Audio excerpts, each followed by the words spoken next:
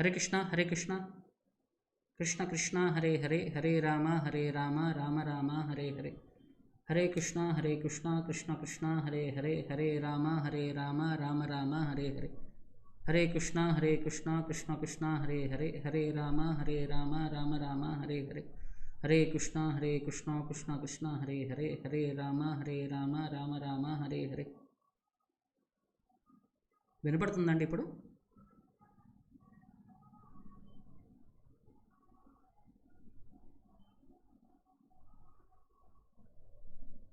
Okay. So ఇది 16వ chapter వచ్చేసరికి మనకి చెట్టు యొక్క విశిష్టత ఉంటుందండి. చెట్టుకి ఏంటంటే ఫలాలు వస్తాయి. ఆ ఫలాలు తీయగా ఉండే ఫలాలు ఉంటాయి, చేదుగా ఉండే ఫలాలు ఉంటాయి. సో మనం దీన్ని అందుకనే కర్మఫలం అని అంటారు. ఎందుకంటే కిందటి అధ్యాయంలో మనకి అశ్వత్థ వృక్షం అని చెప్పారు. ప్రతి ఒక్క చెట్టుకి ఒక ఫలం అనేది ఉంటుంది. సో అక్కడ ఏ ఫలాలు వస్తాయి మన జీవితంలో, అది కర్మఫలంకి మంచి పుణ్యం చేసుకుంటే మంచి ఫలాలు వస్తాయి, పాపం చేసుకుంటే దానికి ప్రతిఫలాలు వస్తాయి అన్నమాట. సో ఆ రెండింటి యొక్క విశిష్టత ఏంటి, అది మన జీవితం పైన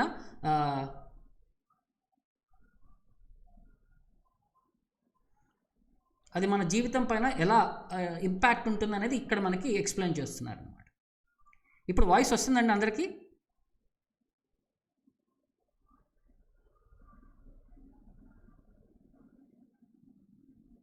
ఓకే. సో మనకి కృష్ణుడు ఇక్కడ మొదలు పెడుతున్నాడు అనమాట. ఇందులో ఫస్ట్ దేవతల యొక్క లక్షణాల గురించి చెప్పుకుంటూ వస్తున్నాడు అనమాట. ఈ లక్షణాలన్నీ కూడా మనకు చెప్తుంటే, శ్రీ భగవాన్ వాచ అభయం సత్వ సంశుద్ధి జ్ఞానయోగా వ్యవస్థితి దానం దమశ్చ యజ్ఞశ్చ స్వాధ్యాయస్ తప ఆర్జవం అహింస సత్యం అక్రోధస్ త్యాగ శాంతిర్ అపైశునం దయాభూతేషు అలోలుప్త్వం మార్దవం హ్రీర్ అచాపలం తేజక్షమా ధృతి శౌచం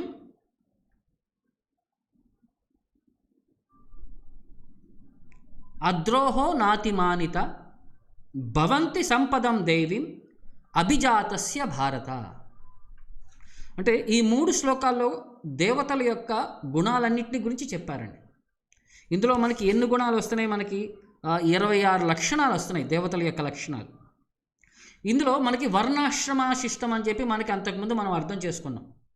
వర్ణాశ్రమాలో 8 కేటగిరీలు మనుషులు ఉంటారు: బ్రాహ్మణ, క్షత్రియ, వైశ్య, శూద్ర, బ్రహ్మచారి, గృహస్థ, వానప్రస్థ, సన్యాస.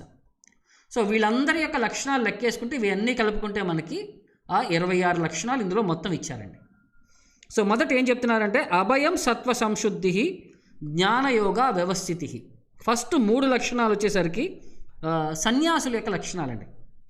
అభయం, ఎందుకంటే సన్యాసికి ఏంటంటే భయం లేకుండా వ్యవహరించాలి. అతను అడవుల్లో వెళ్ళాలి, ఒక్కడే ఉండాలి, ఒక్కడే జీవనంలో గడపాలి.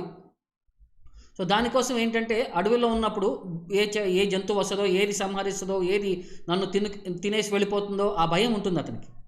సో అందుకని చెప్పి అతను భయం లేకుండా వ్యవహరించాలి. కాబట్టి దానికి అభయం సత్వ సంశుద్ధి అని చెప్పి ఫస్ట్ అభయం అని అన్నారు. భయం లేకుండా వ్యవహరించాలన్నమాట. భగవంతుడి పైన కంప్లీట్గా డిపెండ్ అయి ఉండాలి అతను. అది మొదటి లక్షణం. సన్యాసి యొక్క మొదటి లక్షణం ఏంటంటే భగవంతుడి పైన కంప్లీట్గా, అంటే పూర్తి భారం భగవంతుడి పైన ఉండాలన్నమాట. అతను ఇంకోటి అంటే సన్యాసం తీసుకున్న తర్వాత సర్వసంగ పరిత్యాగి అయిపోయిన తర్వాత అతను జీవితం పైన ఎక్కడి నుంచి నా భోజనం వస్తుంది, వాటన్నిటికీ కూడా భగవంతుడి పైన కృప పైన ఆధారపడి ఉండాలి. ఎవరిపైన కూడా వీళ్ళు గ్యారంటీ ఉన్నారు, నాకు రోజు భోజనం పెడతారు అలా అని ఆ భావం పైన ఉండకూడదు అనమాట. పరమాత్మ పైన భగవంతుడు నన్ను ప్రతి క్షణం నన్ను కాపాడడానికి ఆయన రెడీగా ఉన్నాడు, ఆయన యొక్క సేవలో నేను జాగ్రత్తగా ఉండాలి అని చెప్పి ఈ భావంలో అతను వ్యవహరించుకుంటూ వెళ్ళాలండి.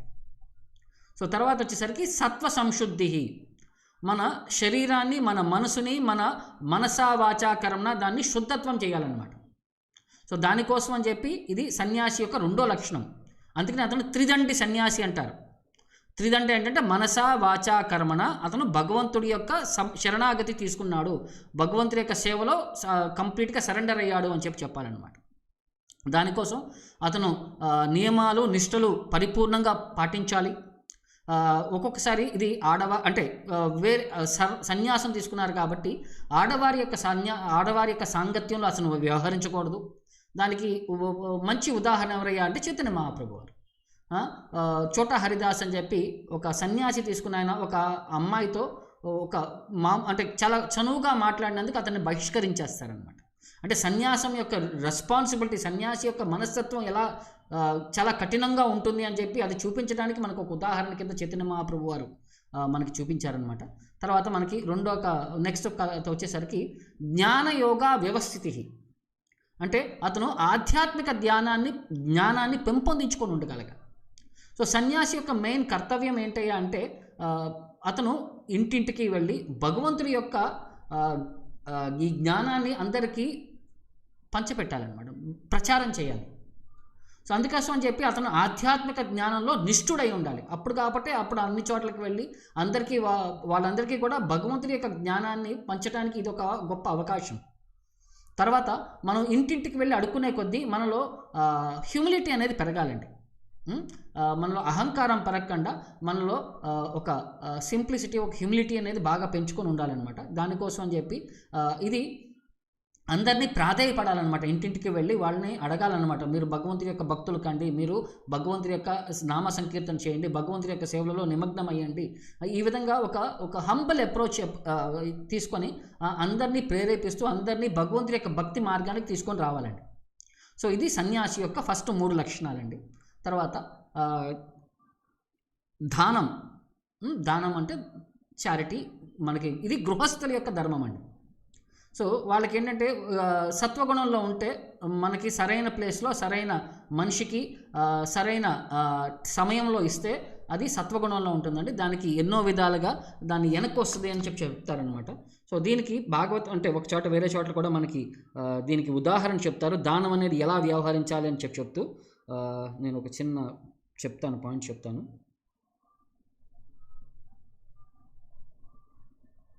సో దీన్ని 2 రకాలుగా చెప్తారండి. దానం అంటే ఒకటి భిక్ష అని అంటారు, రెండోది వచ్చేసరికి పరోపకారం అని అంటారు, మూడోది వచ్చేసరికి దక్షిణ అని అంటారు. అంటే భిక్ష అంటే మనం దానం చేసే విధంగా, అంటే వేరే వాళ్ళకి వస్తువులు దానం చేస్తున్నట్టు ఉంటుంది అనమాట. పరోపకారం అంటే వాళ్ళకి మంచి జరగడానికి మనం ఏదో ఒక కర్మ చేసి పెట్టడం, ఏదో ఒక పని చేసి పెట్టడం అనమాట. దక్షిణ అంటే మనం ఇచ్చే వస్తువుకి మనం దాని నుంచి ప్రతిఫలం ఆశించకుండా వ్యవహరించేదండి. సో దీని నుంచి ఏమవుతుందంటే దానం చేయడం ద్వారా భౌతిక ప్రపంచం నుంచి మనకి వైరాగ్యం పెంపొందించుకుంటామండి. సో మనకి ప్రభుపాదుల వారు ఉదాహరణ ఏం చెప్తారు, మన ఆచార్యులందరూ ఉదాహరణ ఏం చెప్తారంటే మనకు వచ్చే ఆదాయంలో మనం 25% మనం మన ఫ్యామిలీ, మన నెసెసిటీస్కి పెట్టుకోవటం, ఒక 50% చారిటీ కోసం పెట్టుకోమన్నారు, 25% మన ఎమర్జెన్సీస్ కోసం మెయింటైన్ చేయండి అని చెప్పి రూపగోస్వామి వారు ఒక గృహస్థ ధర్మాన్ని ఆయన ఎక్స్ప్లెయిన్ చేశారన్నమాట. ఈ విధంగా అదే చారిటీ అంటే మనం దానం కనుక రజోగుణం తమోగుణంలో చేస్తే అది మన సమయం వృధా అవుతుందండి, అది మనల్ని బంధించి వేస్తుంది అనమాట భౌతిక ప్రపంచానికి, దాని నుంచి వచ్చే కర్మఫలం ద్వారా.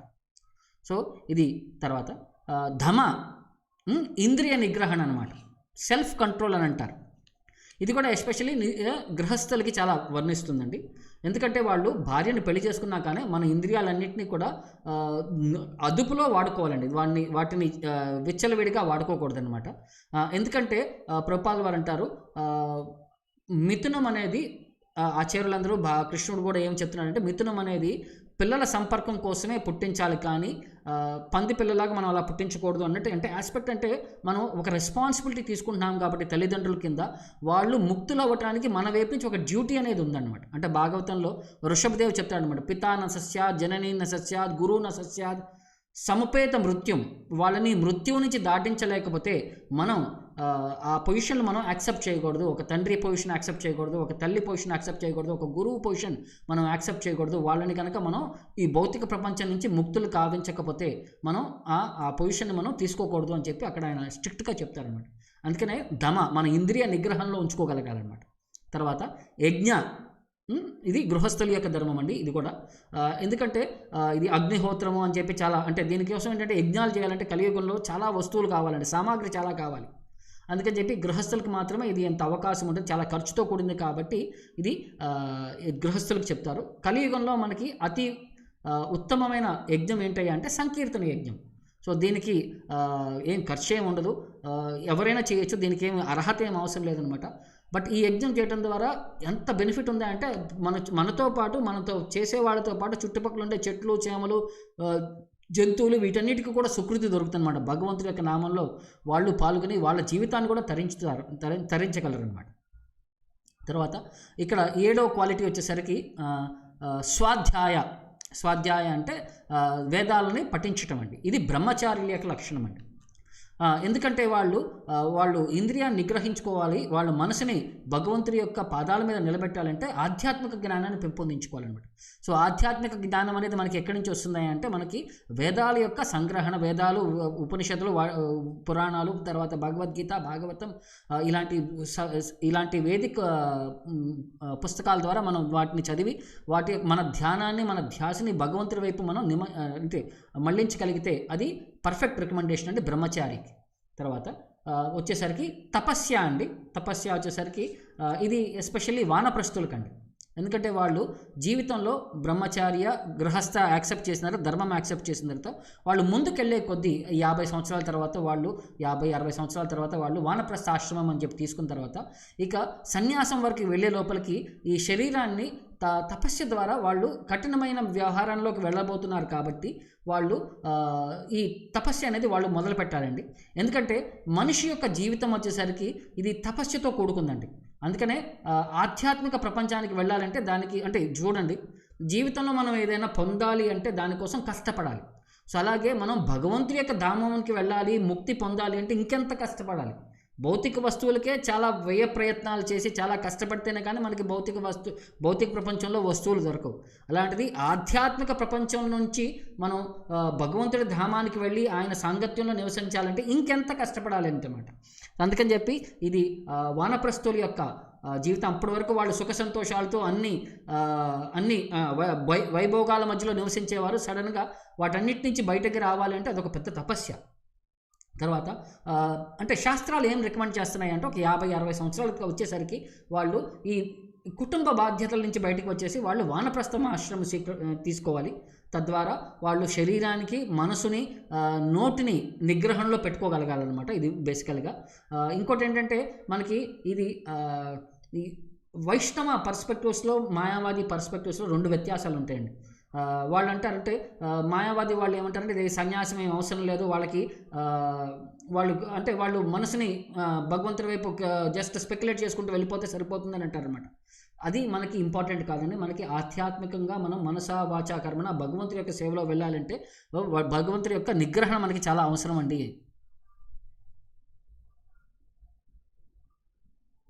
తర్వాత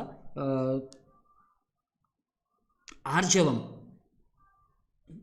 అంటే సింప్లిసిటీ అండి. అంటే వాళ్ళు మనకి ఏదైనా సరే సింపుల్గా స్ట్రైట్ ఫార్వర్డ్గా ఉండాలండి వాళ్ళ యొక్క బిహేవియర్. సో ఫస్ట్ మొదటి వరుసలో సన్యాసి గురించి 3 లక్షణాలు ఉన్నాయండి. తర్వాత గృహస్థ గురించి 3 లక్షణాలు వచ్చినాయి, బ్రహ్మచారికి ఒకటి వచ్చింది, వానప్రస్థకు ఒక లక్షణం వచ్చిందండి. ఇప్పుడు ఇక్కడి నుంచి 12 లక్షణాలు బ్రాహ్మణుల యొక్క లక్షణాల గురించి మాట్లాడుతున్నారండి. అందుకని చెప్పి ఫస్ట్ ఆర్జవం అన్నమాట. అతను సీదాగా ఉండాలి, తర్వాత ముక్కుసూటిగా ఉండాలన్నమాట, స్ట్రైట్ ఫార్వర్డ్గా ఉండాలి, డొంక తిరుగుడు మాటలు ఉండకుండా భగవంతుడి యొక్క తత్వాన్ని కరెక్ట్గా మెన్షన్ చేయగలగాలన్నమాట. తర్వాత అహింస అంటే 2 రకాలు ఉందండి. వేరే వారికి శరీరానికి హింస కలిగించడం, అది మాటల ద్వారా అవ్వచ్చు, చేతుల ద్వారా అవ్వచ్చు. 2 వారి ఆధ్యాత్మిక జీవనానికి అడ్డంకులు కలిగించడం అనమాట. సో 2 విధాలుగా అహింస కింద ట్రీట్ అవుతుందండి. అది చేయకూడదు అనమాట. హింస ఉండకూడదు అనమాట. వారి ఆధ్యాత్మిక జీవనానికి మనం కనుక దోహదపడకపోతే మనం హింసిస్తున్నామని చెప్పి దానికి చెప్తున్నాను అనమాట. శరీరంతో హింసించాల్సిన అవసరం లేదు. వాళ్ళకి శరీరానికి కొయ్యటం చేయటం ఏం అవసరం లేదండి. వాళ్ళకి గాయపరచడం ఏం అవసరం లేదు. వారి యొక్క ఆధ్యాత్మిక జీవనానికి మనం అడ్డుపడుతున్నామంటే అది హింసతో సమానం అని చెప్పి చెప్తారనమాట ఇక్కడ ప్రభుపాద వారు. తర్వాత సత్యం.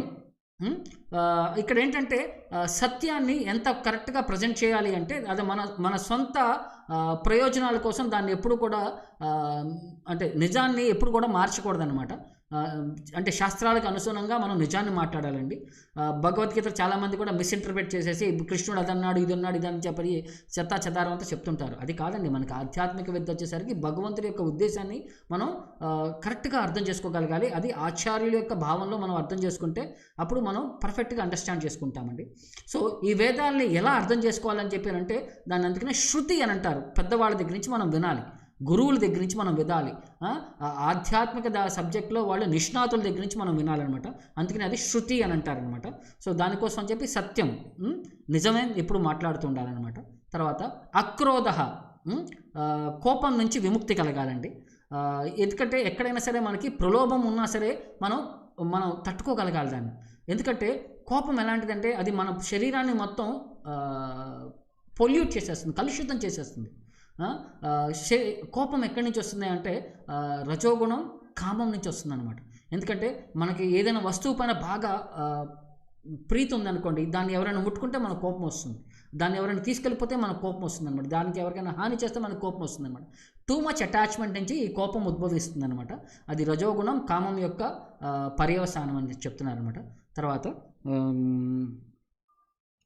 అక్రోధ, తర్వాత త్యాగ వైరాగ్యం అండి.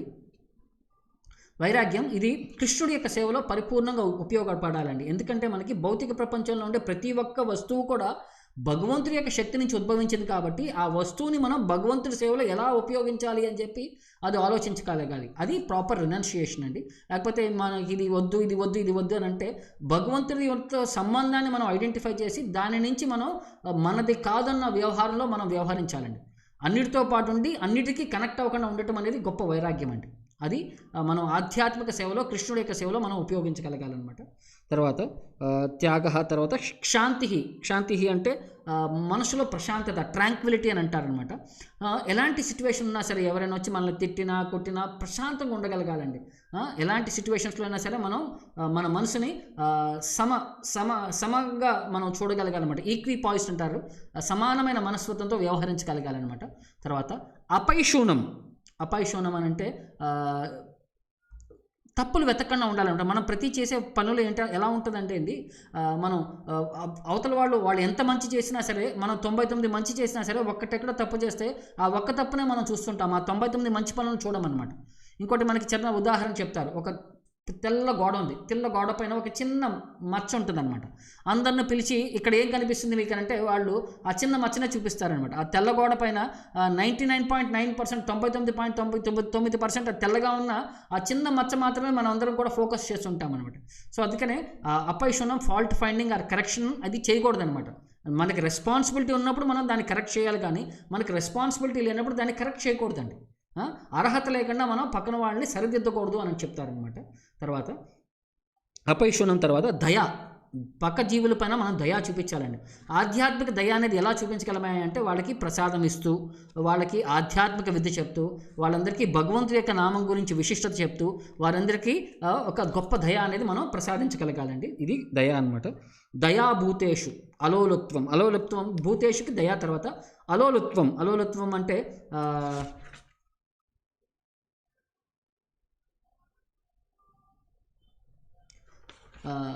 గ్రీడ్ అంటే మనం ఏ విధంగా చెప్తాం మనం తెలుగులో, లోభం. సో అపైశూనం అంటే లోభం రహితంగా ఉండాలండి. అది అందుకే దానం చేయటం ద్వారా, వైరాగ్యం ద్వారా మనం ఈ లోభాన్ని నుంచి బయటికి రావచ్చండి. తర్వాత అలోలుప్తం, తర్వాత మార్దవం అంటే ఒక జెంటిల్మెన్ బిహేవియర్ లాగా ఉండాలంటే అన్ని జీవులకి కూడా మనం ఒక శ్రేయోభిలాష కింద వ్యవహరించగలగాలన్నమాట. వారికి మంచి చేసే విధంగా మనం ఆలోచించాలన్నమాట. తర్వాత హ్రీ వచ్చేసరికి మనకి ఇంగ్లీష్లో దీన్ని మోడెస్టీ అని అంటారు. మన యొక్క క్యారెక్టర్కి డిఫైన్ అవుతుందన్నమాట. మనం అంటే మన జీవితాన్ని ఒక రెగ్యులేటెడ్ విధంగా మనం తీసుకువెళ్ళగలగాలండి. అది అంటే అవసరం లేని పనులు, ఆధ్యాత్మికంగానికి వ్యతిరేకంగా ఉండే పనులు, తర్వాత తుచ్చమైన పనులను మనం చేయకూడదనమాట. తర్వాత చాపలం అంటే అటు ఇటు పరిగెత్తే మనస్తత్వం అండి, చంచలమైన మనస్తత్వం అనమాట. అచాపలం అంటే ఒక స్టడీ మనస్తత్వం అండి, దాన్ని డిటర్మినేషన్ అనమాట, ఒక దృఢమైన సంకల్పం అనమాట. అది దీని ద్వారా మనం చేసే ప్రయత్నంలో మనకు కనుక ఒక్కొక్కసారి మనకి ఫెయిల్యూర్ అంటే మనం విన్ అవ్వకపోయినా సరే, మనకి ఫెయిల్యూర్స్ ఉన్నా సరే, మనం దాని నుంచి డిస్టర్బ్ అవ్వకూడదండి, యాజిటేట్ అవ్వకూడదండి, ఫ్రస్ట్రేట్ అవ్వకూడదండి. అందుకనే దాన్ని అచాపలం అని అంటారనమాట. మనం కూడా ఒక పేషెన్స్తో తర్వాత ఒక డిటర్మినేషన్తో ఆధ్యాత్మికంలో మనం ముందుకు వెళ్తూ ఉండాలంట. ఇది మనకి అచాపలం గురించి మాట్లాడుతున్నారనమాట. తర్వాత ఇక్కడి నుంచి ఈ 12 లక్షణాలు బ్రాహ్మణ లక్షణాలు అయిపోయిన తర్వాత 3 లక్షణాలు క్షత్రియుల గురించి మాట్లాడారండి. తర్వాత తేజ, ఈ 3 లక్షణాల్లో తేజ క్షత్రియుల గురించి మాట్లాడుతున్నారనమాట. వాళ్ళు క్షత్రియుల యొక్క ధర్మం ఏంటంటే అందరికీ రక్షణ కల్పించాలన్నమాట. వాళ్ళు నేను అహింస పాటిస్తాను, నేను అంటే హింస నేను పాటించను అంటే తప్పు చేసిన వాడిని దండించాలండి. అహింస ఎక్కడ వాడాలి, హింస ఎక్కడ వాడాలని చెప్పి ఆ విచక్షణ రహితం అతను ఉండగలగాలన్నమాట. సో దాని గురించి ఇది మాట్లాడుతున్నమాట. తేజ. క్షమ వచ్చేసరికి క్షమించే గుణం అండి. చిన్న చిన్న తప్పులకి అది చేసిన వాళ్ళ యొక్క చిన్న చిన్న తప్పుల్ని మనం చూస్తూ వాటిని మనం క్షమించే మనస్తత్వంలో ఉండాలన్నమాట. వాళ్ళని అంటే చిన్న తప్పు చేసినప్పుడు మొదటిసారి, రెండోసారి, మూడోసారి అలా చిన్న చిన్న విధంగా వాళ్ళని క్షమిస్తూ ఉండాలి. తప్పు అంటే ఘోరమైన తప్పు చేసిన వాళ్ళకి క్షమ అనేది చూపించకూడదండి. క్షమ అనేది వాళ్ళకి పనిష్మెంటే క్షమ అండి. సో కనుక ఒక్కొక్కసారి ప్రాయశ్చిత్తం కింద జనాలు వచ్చి అడిగినప్పుడు వాళ్ళని క్షమించే గుణాల కింద కూడా వ్యవహరించాలన్నమాట. చేసిన వాడు తప్పు ఒప్పుకొని అతని యొక్క మనస్తత్వానికి తగ్గట్టుగా అతను క్షమించండి ప్రాధాయపడుతుంటే అతను క్షమించగలిగే భావంలో ఉండాలన్నమాట. తర్వాత ధృతి అంటే ఇక్కడ మనకి ఫార్టిట్యూడ్ అని అంటున్నారు.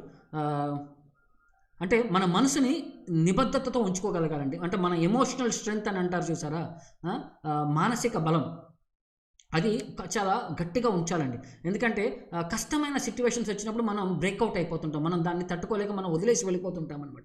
అలాంటి సందర్భాల్లో మన మనసుని కనుక నిమగ్నంగా ఉంచుకోగలిగితే అది ఫార్టిట్యూడ్, ధృతి అని అంటారనమాట.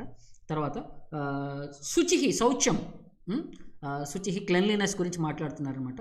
ఇది ఎస్పెషల్లీ వైశ్యాస్ గురించి మాట్లాడుతున్నారండి. ఇందులో 2 రకాల శుభ్రత ఉంటుందండి. శుచి శుభ్రత, ఒకటి అంతర్గత శుచి శుభ్రత, 2 బాహ్య శుచి శుభ్రత. ఒకటి వచ్చేసి అంతర్గత శుచి శుభ్రత అంటేసరికి మన హృదయము, మన మనసు అది శుభ్రంగా ఉండాలండి. తర్వాత బాహ్య శుభ్రత వచ్చేసరికి మన శరీరం శుభ్రంగా ఉండాలి, మన వ్యవహార విషయాలు వేరే వాళ్ళతో అది శుభ్రంగా ఉండాలన్నమాట. దానికోసం అని చెప్పి అందుకనే ఇది బ్లాక్ మార్కెట్ చేయకూడదు, అన్నెసరీ అండర్ డీలింగ్స్ చేయకూడదు అని చెప్పి దీని యొక్క డైరెక్ట్ స్ట్రైట్ ఫార్వర్డ్ డీలింగ్స్ ఉండాలండి. అందుకని చెప్పి ఇది క్లెన్లీనెస్, శౌచ్యం అని చెప్పని అంటున్నారు. తర్వాత 25 శౌచ్యం అద్రోహ, వేరే వాళ్ళ దగ్గర నుంచి ఈర్ష్య ఉండకూడదండి.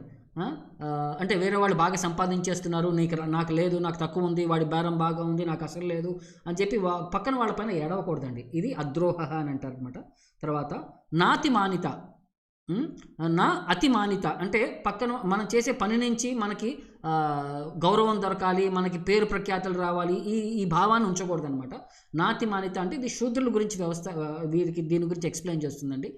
అందరికీ మనం గౌరవం ఇవ్వాలి, ప్లస్ మనం అహంకారంతో వ్యవహరించకూడదండి. మనకి పేరు ప్రఖ్యాతులు ఉన్నాయి, మన అహంకారంతో ఉండకూడదు అనమాట. మనం మన మన మన లిమిటేషన్లో మనం వ్యవహరిస్తూ, మనం సేవ చేసుకుంటూ, అందరికీ మర్యాదనిస్తూ మనం వ్యవహరించగలగాలన్నమాట. ఇది ఎస్పెషల్లీ శూద్రుల గురించి మాట్లాడారనమాట. ఈ విధంగా ఈ 26 లక్షణాలు కూడా దేవతా సంపదకు సంబంధించినవి అని చెప్పి ఇక్కడ కృష్ణుడు చెప్తున్నాడు అనమాట. సో దీంట్లో మనకి ఇంకొక పాయింట్ మనకి ప్రభుపాదుల వారు ఏం చెప్తున్నారంటే,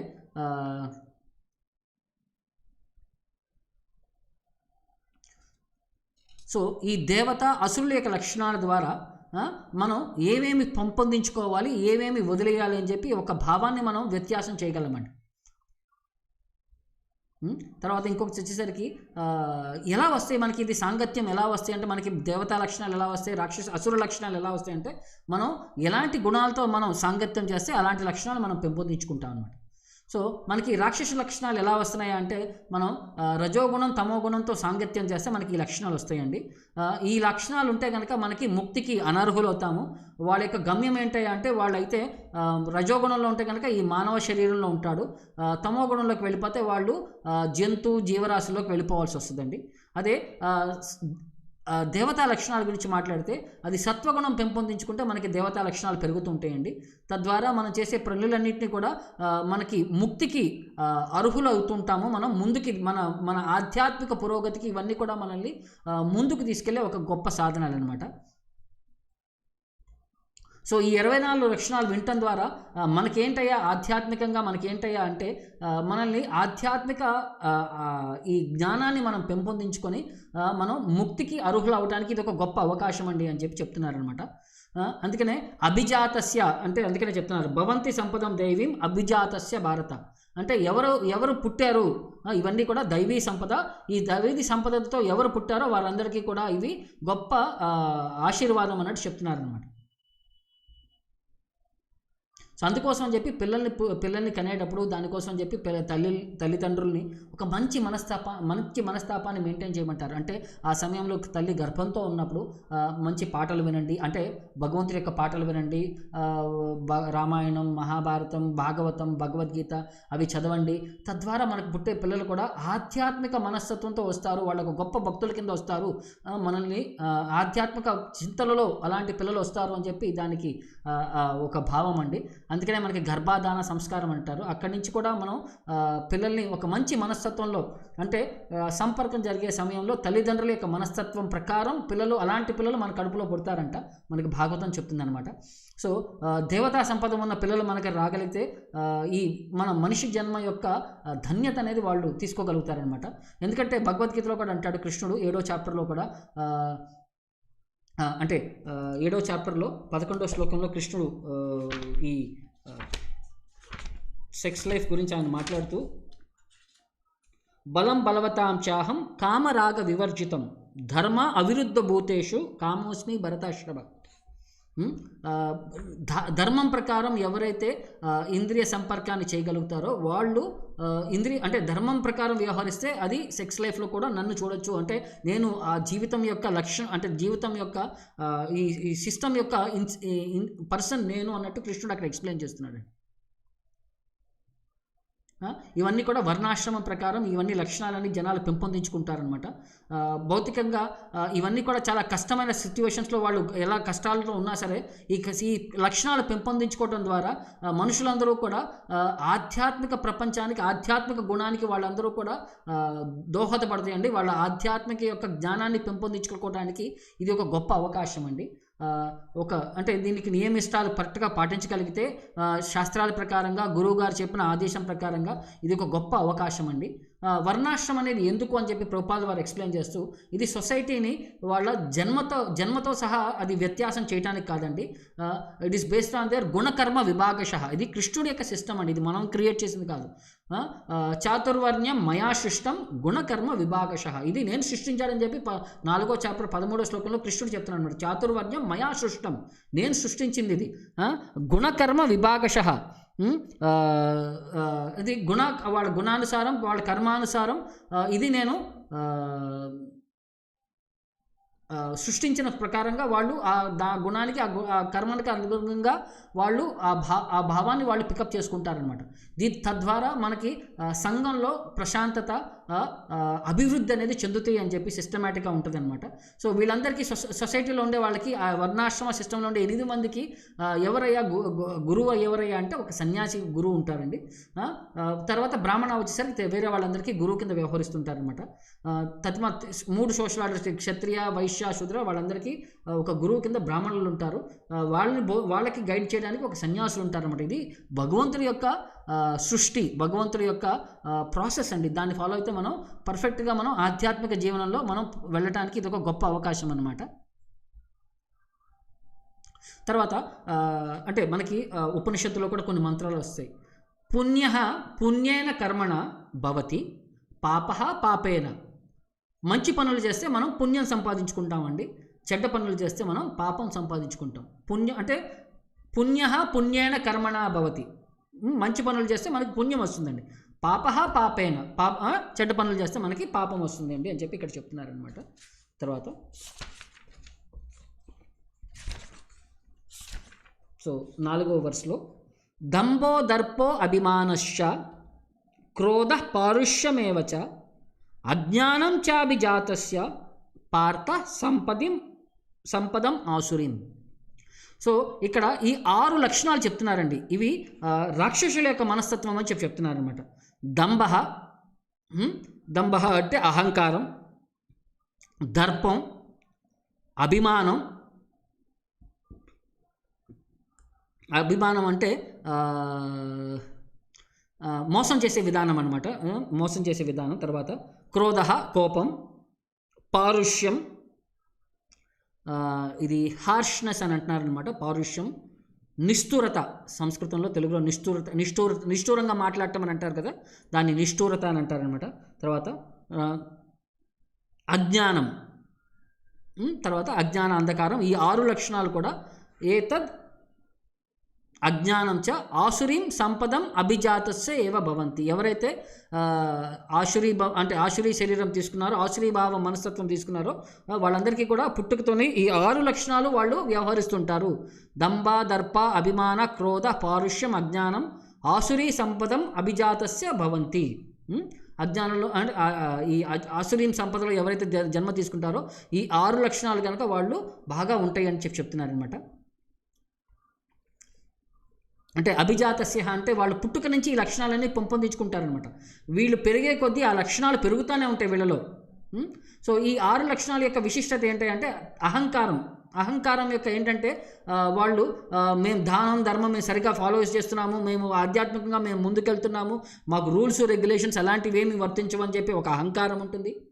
తర్వాత గర్వం ఉంటుంది, నాకుండే ధనానికి, నాకుండే డబ్బులకి, నాకుండే విద్యకి చాలా అహంకారం గర్వం ప్రదర్శిస్తుంటారనమాట.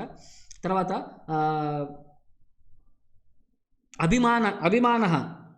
అభిమానం ఎక్కువ, అందరూ నన్ను వర్షిప్ చేయాలి, అందరూ నన్ను పూజించాలి. ఇక్కడ మనం they demand respect but do not command respect అనమాట. వాళ్ళు డిమాండ్ చేస్తారనమాట. అంటే మన వ్యవహారం బట్టి మన గౌరవం అనేది వస్తుందండి. కానీ వీళ్ళు ఏంటంటే ఆర్టిఫిషియల్గా నన్ను అందరూ గౌరవించాలి, నన్ను అందరూ గొప్పవాడి కింద వ్యవహరించాలని చెప్తుంటారనమాట. తర్వాత కోపం, ముక్కు సూటిన కోపం ఉంటుందండి. చిన్న చిన్న విషయాలకే వాళ్ళు చాలా కోప్పడిపోతుంటారు. తర్వాత పారుష్యం అంటే వీళ్ళు చాలా వ్యంగ్యంగా మాట్లాడుతుంటారనమాట, చాలా కోపంగా చాలా హార్ష్గా మాట్లాడుతుంటారనమాట. తర్వాత అజ్ఞానం దాని ద్వారా ఏంటంటే వాళ్ళకి ఏం చేయాలి, ఎలా చేయాలి ఇది తెలియదు. మనసుకు వచ్చిన దాని ప్రకారం పిచ్చి పిచ్చి పనులన్నీ వాళ్ళు చేస్తుంటారనమాట. వాళ్ళు ఒక అథారిటీని యాక్సెప్ట్ చేయరండి ఈ అజ్ఞానంలో ఉన్నవాళ్ళు. ఇవి ఈ అసుర యొక్క ఈ 6 లక్షణాలండి ఇక్కడ.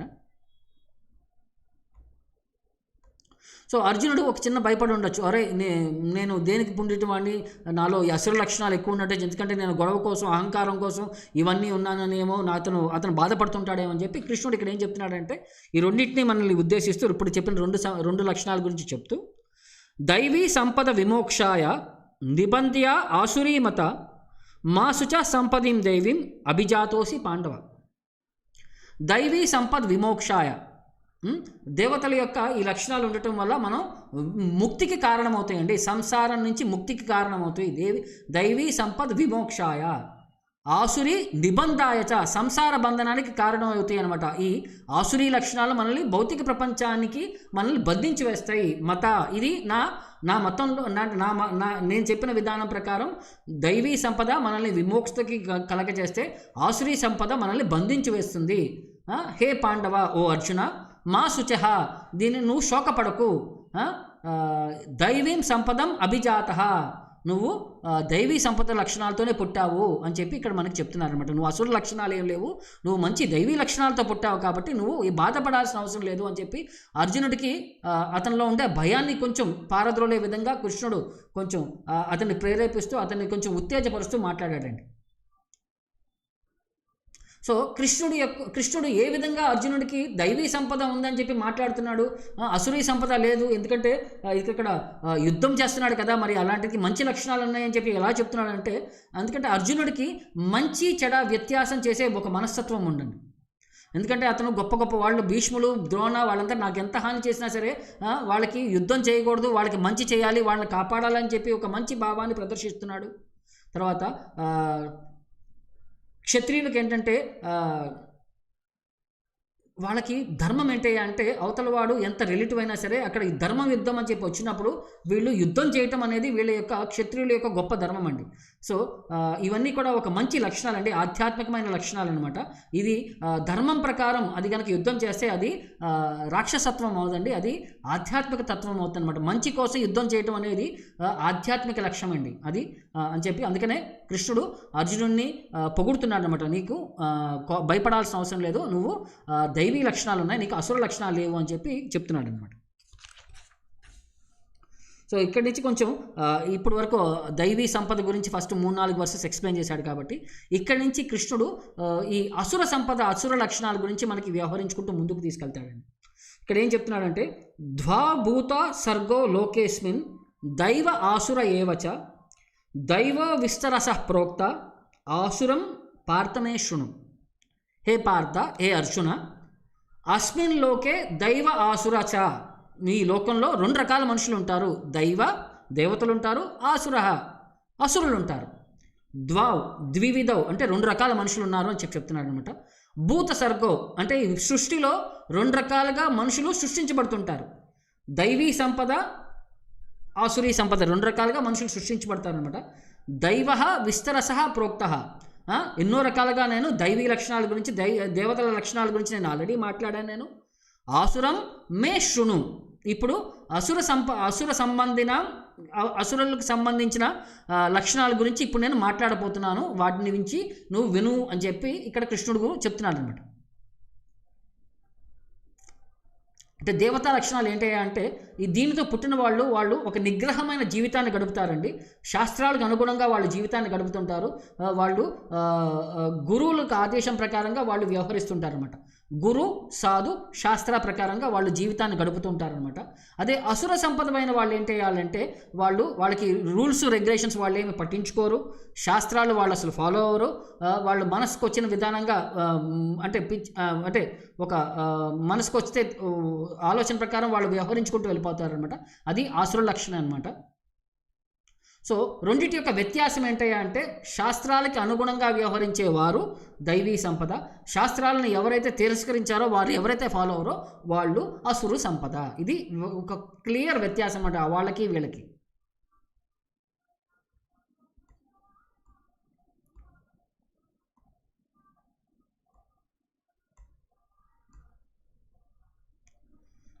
సో ఇక్కడి నుంచి 7వ వర్స్ నుంచి 18వ వర్స్ వరకు 12 వర్సెస్లో కృష్ణుడు ఈ అసుర లక్షణాల గురించి ఆయన మాట్లాడతాడండి.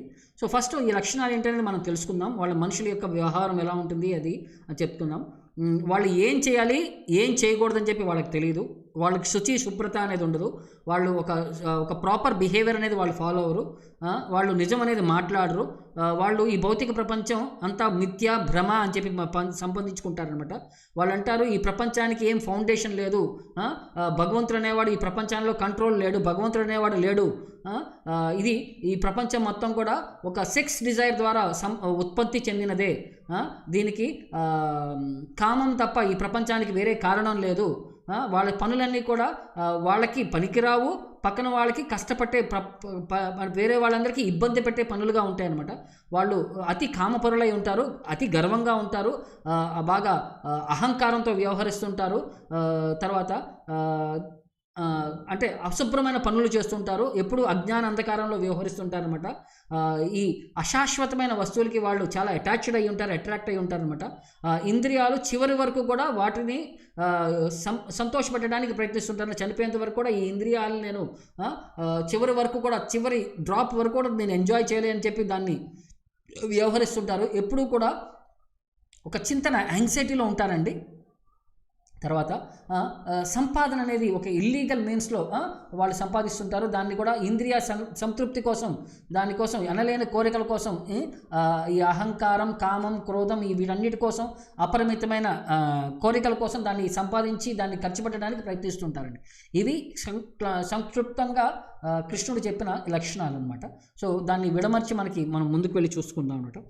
ప్రవృత్తించ నివృత్తించ జనాన విదురాసురాహ నా శౌచ్యం నాపి చాచారో నా సత్యం తేషు విద్యతే.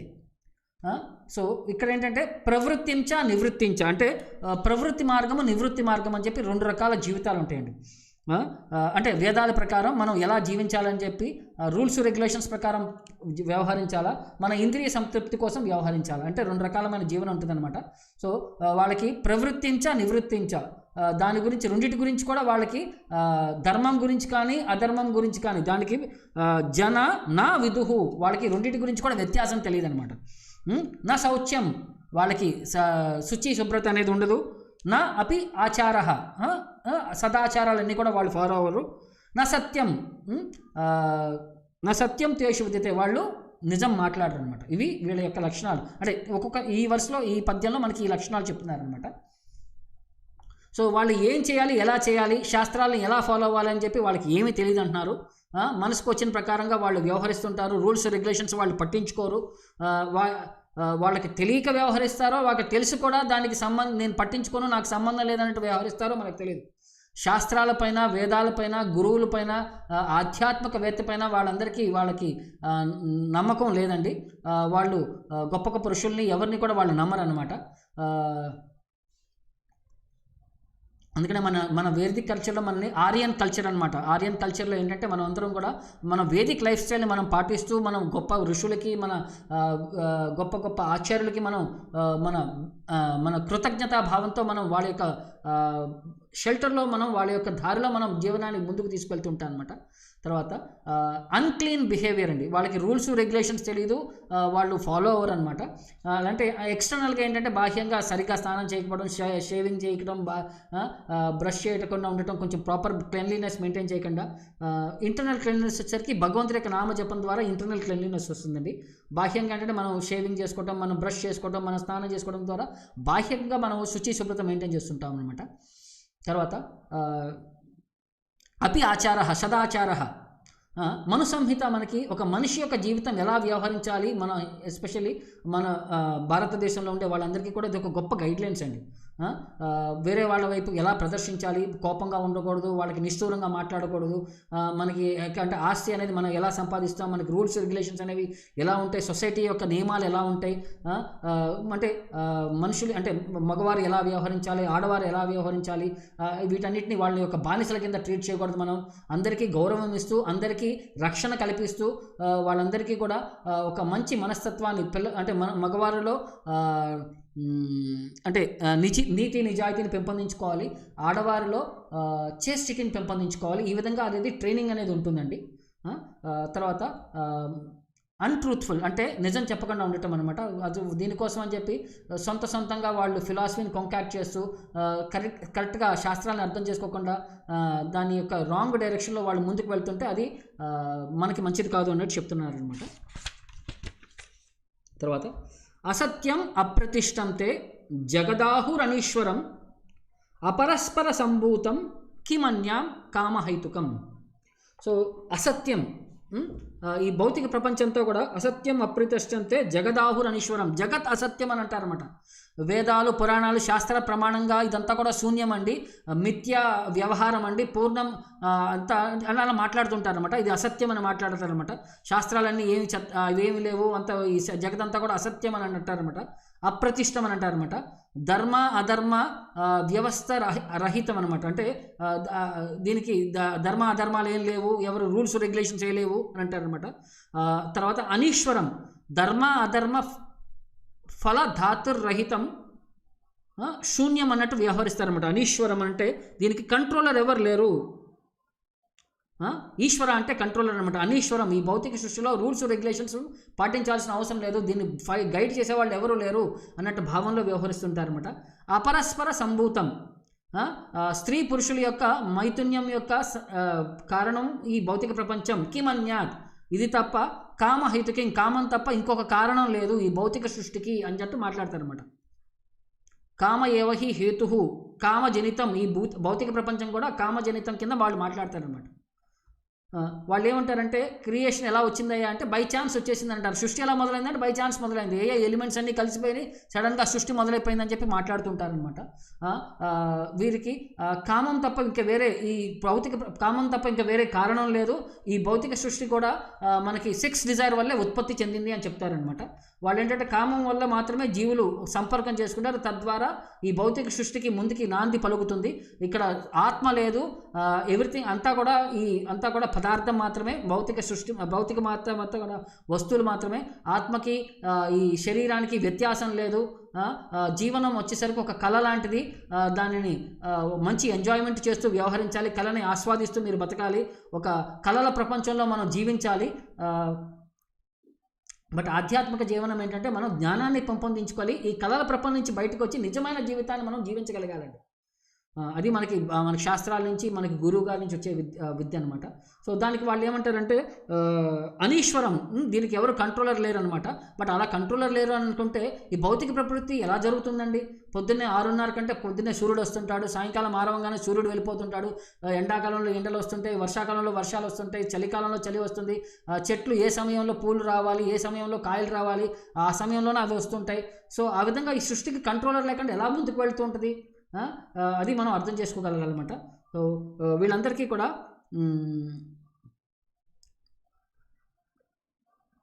అపరస్పర సంభూతం, వీళ్ళు అనీశ్వరం, అప్రతిష్టం, వీళ్ళందరూ కూడా వీళ్ళ శాస్త్రాలని ఎలా అర్థం చేసుకోవాలి అంత వాళ్ళు కూడా మనసుకు తచ్చిన విధానంగా వాళ్ళు ఇంటర్ప్రెట్ చేయకుండా దాన్ని ముందుకు తీసుకెళ్ళగలండి.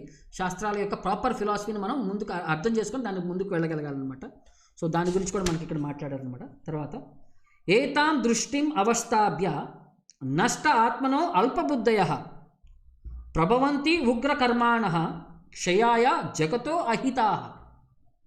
సో వీళ్ళందరినీ మందబుద్ధయః, అల్పబుద్ధయః, మందమతి అని అంటారనమాట. అల్పబుద్ధయః ఏతాం, ఇప్పుడు ఉన్న మనుషులలో ఈ లోకంలో అంటే మనుషులంతా కూడా ఈ ఆశ్రీభావం ఉన్న వాళ్ళందరూ కూడా మందబుద్ధులు. దృష్టిం అవష్టాభ్య నష్టాత్మనః, వాళ్ళు దృష్టి, వాళ్ళు చూసే భావం అంతా కూడా మలిన ఆత్మన, అంటే వాళ్ళ మనుషులన్నీ కూడా కలుషితం అయిపోయినాయి అనమాట. తర్వాత ఒక ఉగ్రకర్మాణ, క్రూరమైన పనులు చేస్తుంటారనమాట. క్రూర కర్మ పరాయణ అహితాహ, వాళ్ళు చేసే పనులన్నీ కూడా అనిష్టకారిణ, మంచి పనులు కాదు, పక్కన వాళ్ళని ఇబ్బంది పెట్టే పనులు అనమాట. తర్వాత జగత క్షయాయ, ఈ జగత్తుని నాశనం చేయడానికి వాళ్ళు చేసే పనులన్నీ కూడా ప్రభవంతి, అంటే వాళ్ళు చేసే ఉత్పన్న అంటే వాళ్ళు చేసే ప్రయత్నాలన్నీ కూడా క్షయాయ, నాశనానికి కారణమవుతాయి అన్నమాట. సో దాన్ని అందుకనే వాళ్ళందరూ కూడా అజ్ఞానంలో ఉండటం ద్వారా వాళ్ళకి బుద్ధి అనేది ఉండదండి. ప్రాపర్ అంటే సరైన బుద్ధితో వ్యవహరించాలన్నమాట. అంటే మనకి శరీరం పెరిగే కొద్దీ మన బుద్ధి పెరిగిందని చెప్పి అనుకుంటే అది తప్పండి. మనకి ఆధ్యాత్మిక విద్య పెరిగే కొద్దీ మనకి బుద్ధి పెరుగుతుందండి. తర్వాత ద్వారా అది చెప్తారనమాట. ఉగ్రకర్మణ అంటే మనం చేసే పనుల్లో చాలా కఠినమైన పనులు తీసుకోవటం, హారిబుల్ పనులు చేయటం, ఇబ్బంది పడే పనులు చేయటం, సొసైటీని డిస్ట్రాయ్ చేసే పనులు చేయటం అనమాట. ఇంద్రియాలని మనం ఆనందించే విధానంలో కొత్త విధాలుగా వాళ్ళు ఇంద్రియాలు సంతృప్తి పరచడానికి వివిధ మెటీరియల్ ఇన్వెన్షన్స్ చేస్తున్నారండి. తద్వారా ఏమవుతుందంటే అవి మనకి మంచి కంటే చెడు ఎక్కువ చేస్తున్నాయండి. పక్క జీవులకి మనకి ఎక్కువ హాని చేస్తున్నాం అనమాట. సో తద్వారా ఇప్పుడు జంతువులు చంపడానికి పెద్ద ఫ్యాక్టరీలు కడుతున్నారు, మనుషులను చంపడానికి పెద్ద బాంబులు చేస్తున్నారు, న్యూక్లియర్ వెపన్స్ తయారు చేస్తున్నారు. రెండింటికి వ్యత్యాసం లేదండి, రెండింటి యొక్క ఇది ఉద్దేశం అనమాట.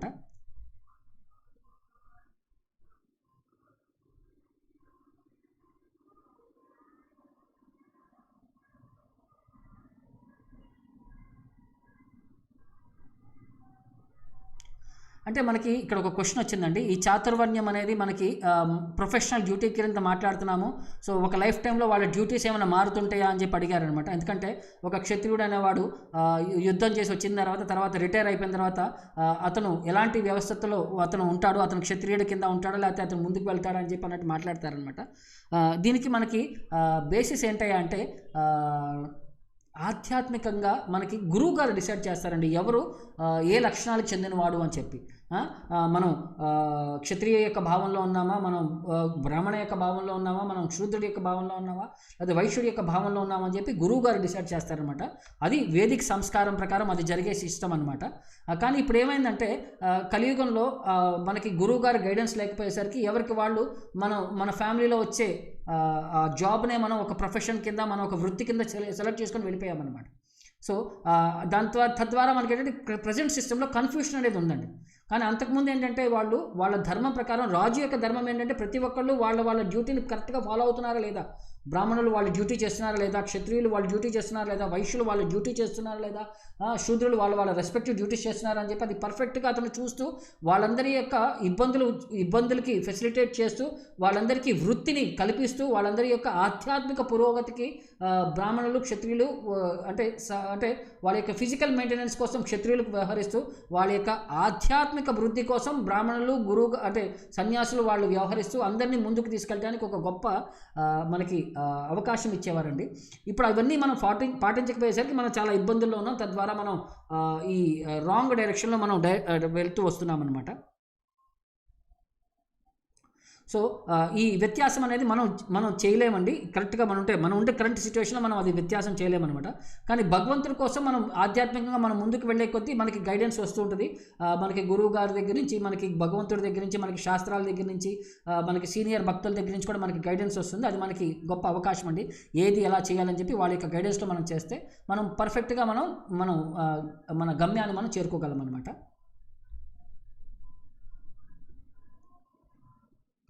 తర్వాత కామం ఆశ్రిత్య దుష్పురాం దంభమాన మదాన్వితాః మోహాద్ గృహీత్వాసాద్ గ్రాహాన్ ప్రవర్తంతే అశుచీవ్రతాః. దుష్పూరణీయం అంటే అపరిమితమైన కోరికలు అనమాట. దుష్పూరం కామం ఆశ్రితః, అపరిమితమైన కోరికల్ని వాళ్ళు పెంపొందించుకొని ఉంటారనమాట. దంభమాన మదాన్వితాః, అహంకారం, గర్వం, దంభ అని అంటే ఇక్కడ మనకి ఏమి ఇచ్చారనమాట, దంభమాన, అహంకారం, గర్వం, మదాన్వితాః, పౌరుషం, ఈ మూడిటితో కలిపి వాళ్ళు గర్వం, అహంకారం, తర్వాత కామం, ఇన్సాటియబుల్ లస్ట్, దీని ద్వారా అతను అజ్ఞాన అంధకారంలో ఇంబడిపోయి ఉంటాడండి. కామం ఆశ్రిత్య దంభమాన మదాన్వితాః మోహాద్ అసద్గ్రహాన్.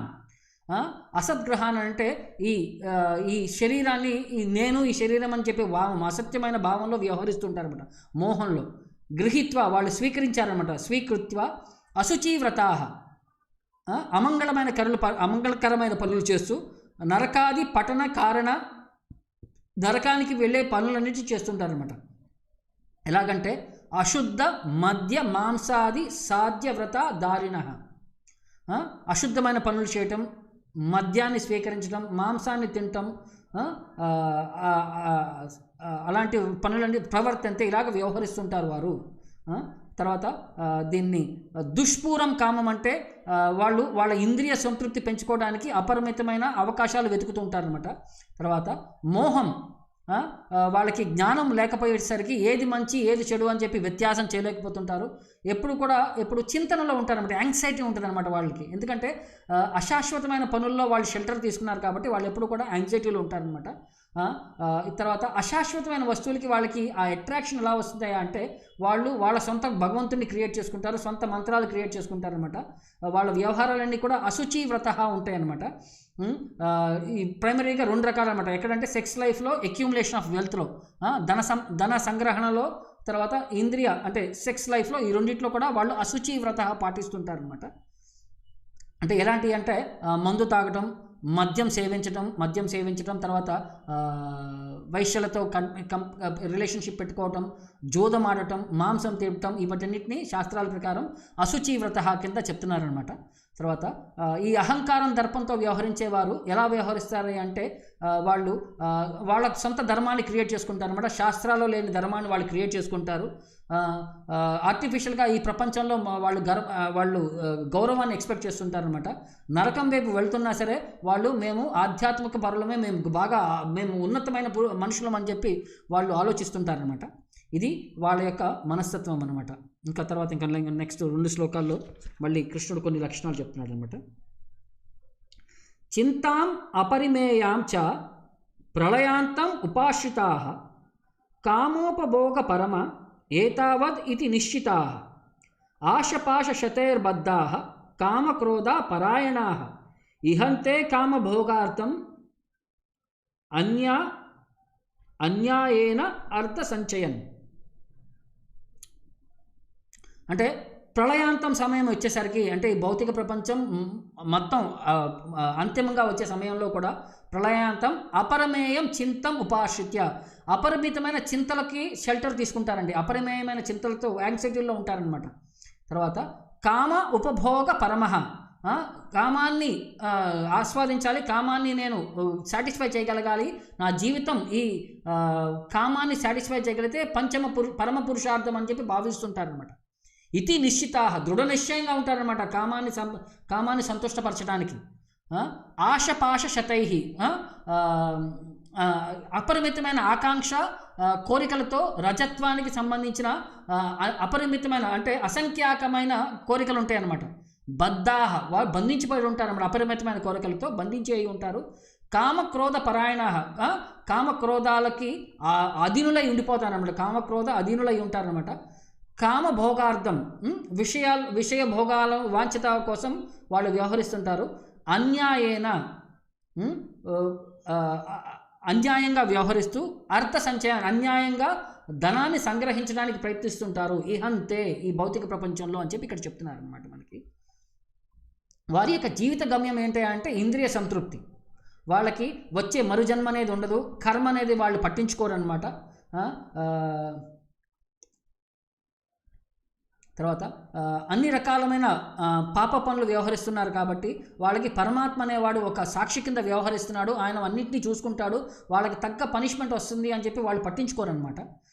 సంపాదన ఏ విధంగా అంటే అది ఏ విధమైన అంటే దొంగదారినైనా సరే దొడ్డిదారినైనా సరే నేను సంపాదించాలి, అది ఆ సంపాదన అంతా కూడా నా ఇంద్రియ సంతృప్తి కోసం నేను వాడుకోవాలని చెప్పి వాళ్ళు భావిస్తుంటారు అనమాట. అజ్ఞాన అంధకారంలో ఉండటం వల్ల వేదాల యొక్క సపోర్ట్ లేకపోయేసరికి, వాటిపైన శ్రద్ధ లేకపోయేసరికి వాళ్ళు అనుకుంటారు మేము ఫ్రీ టు డూ ఎనీథింగ్ అన్నట్టు వాళ్ళు ఆలోచిస్తుంటారు అనమాట. వాళ్ళకి ఈ పరమాత్మ యొక్క వాళ్ళ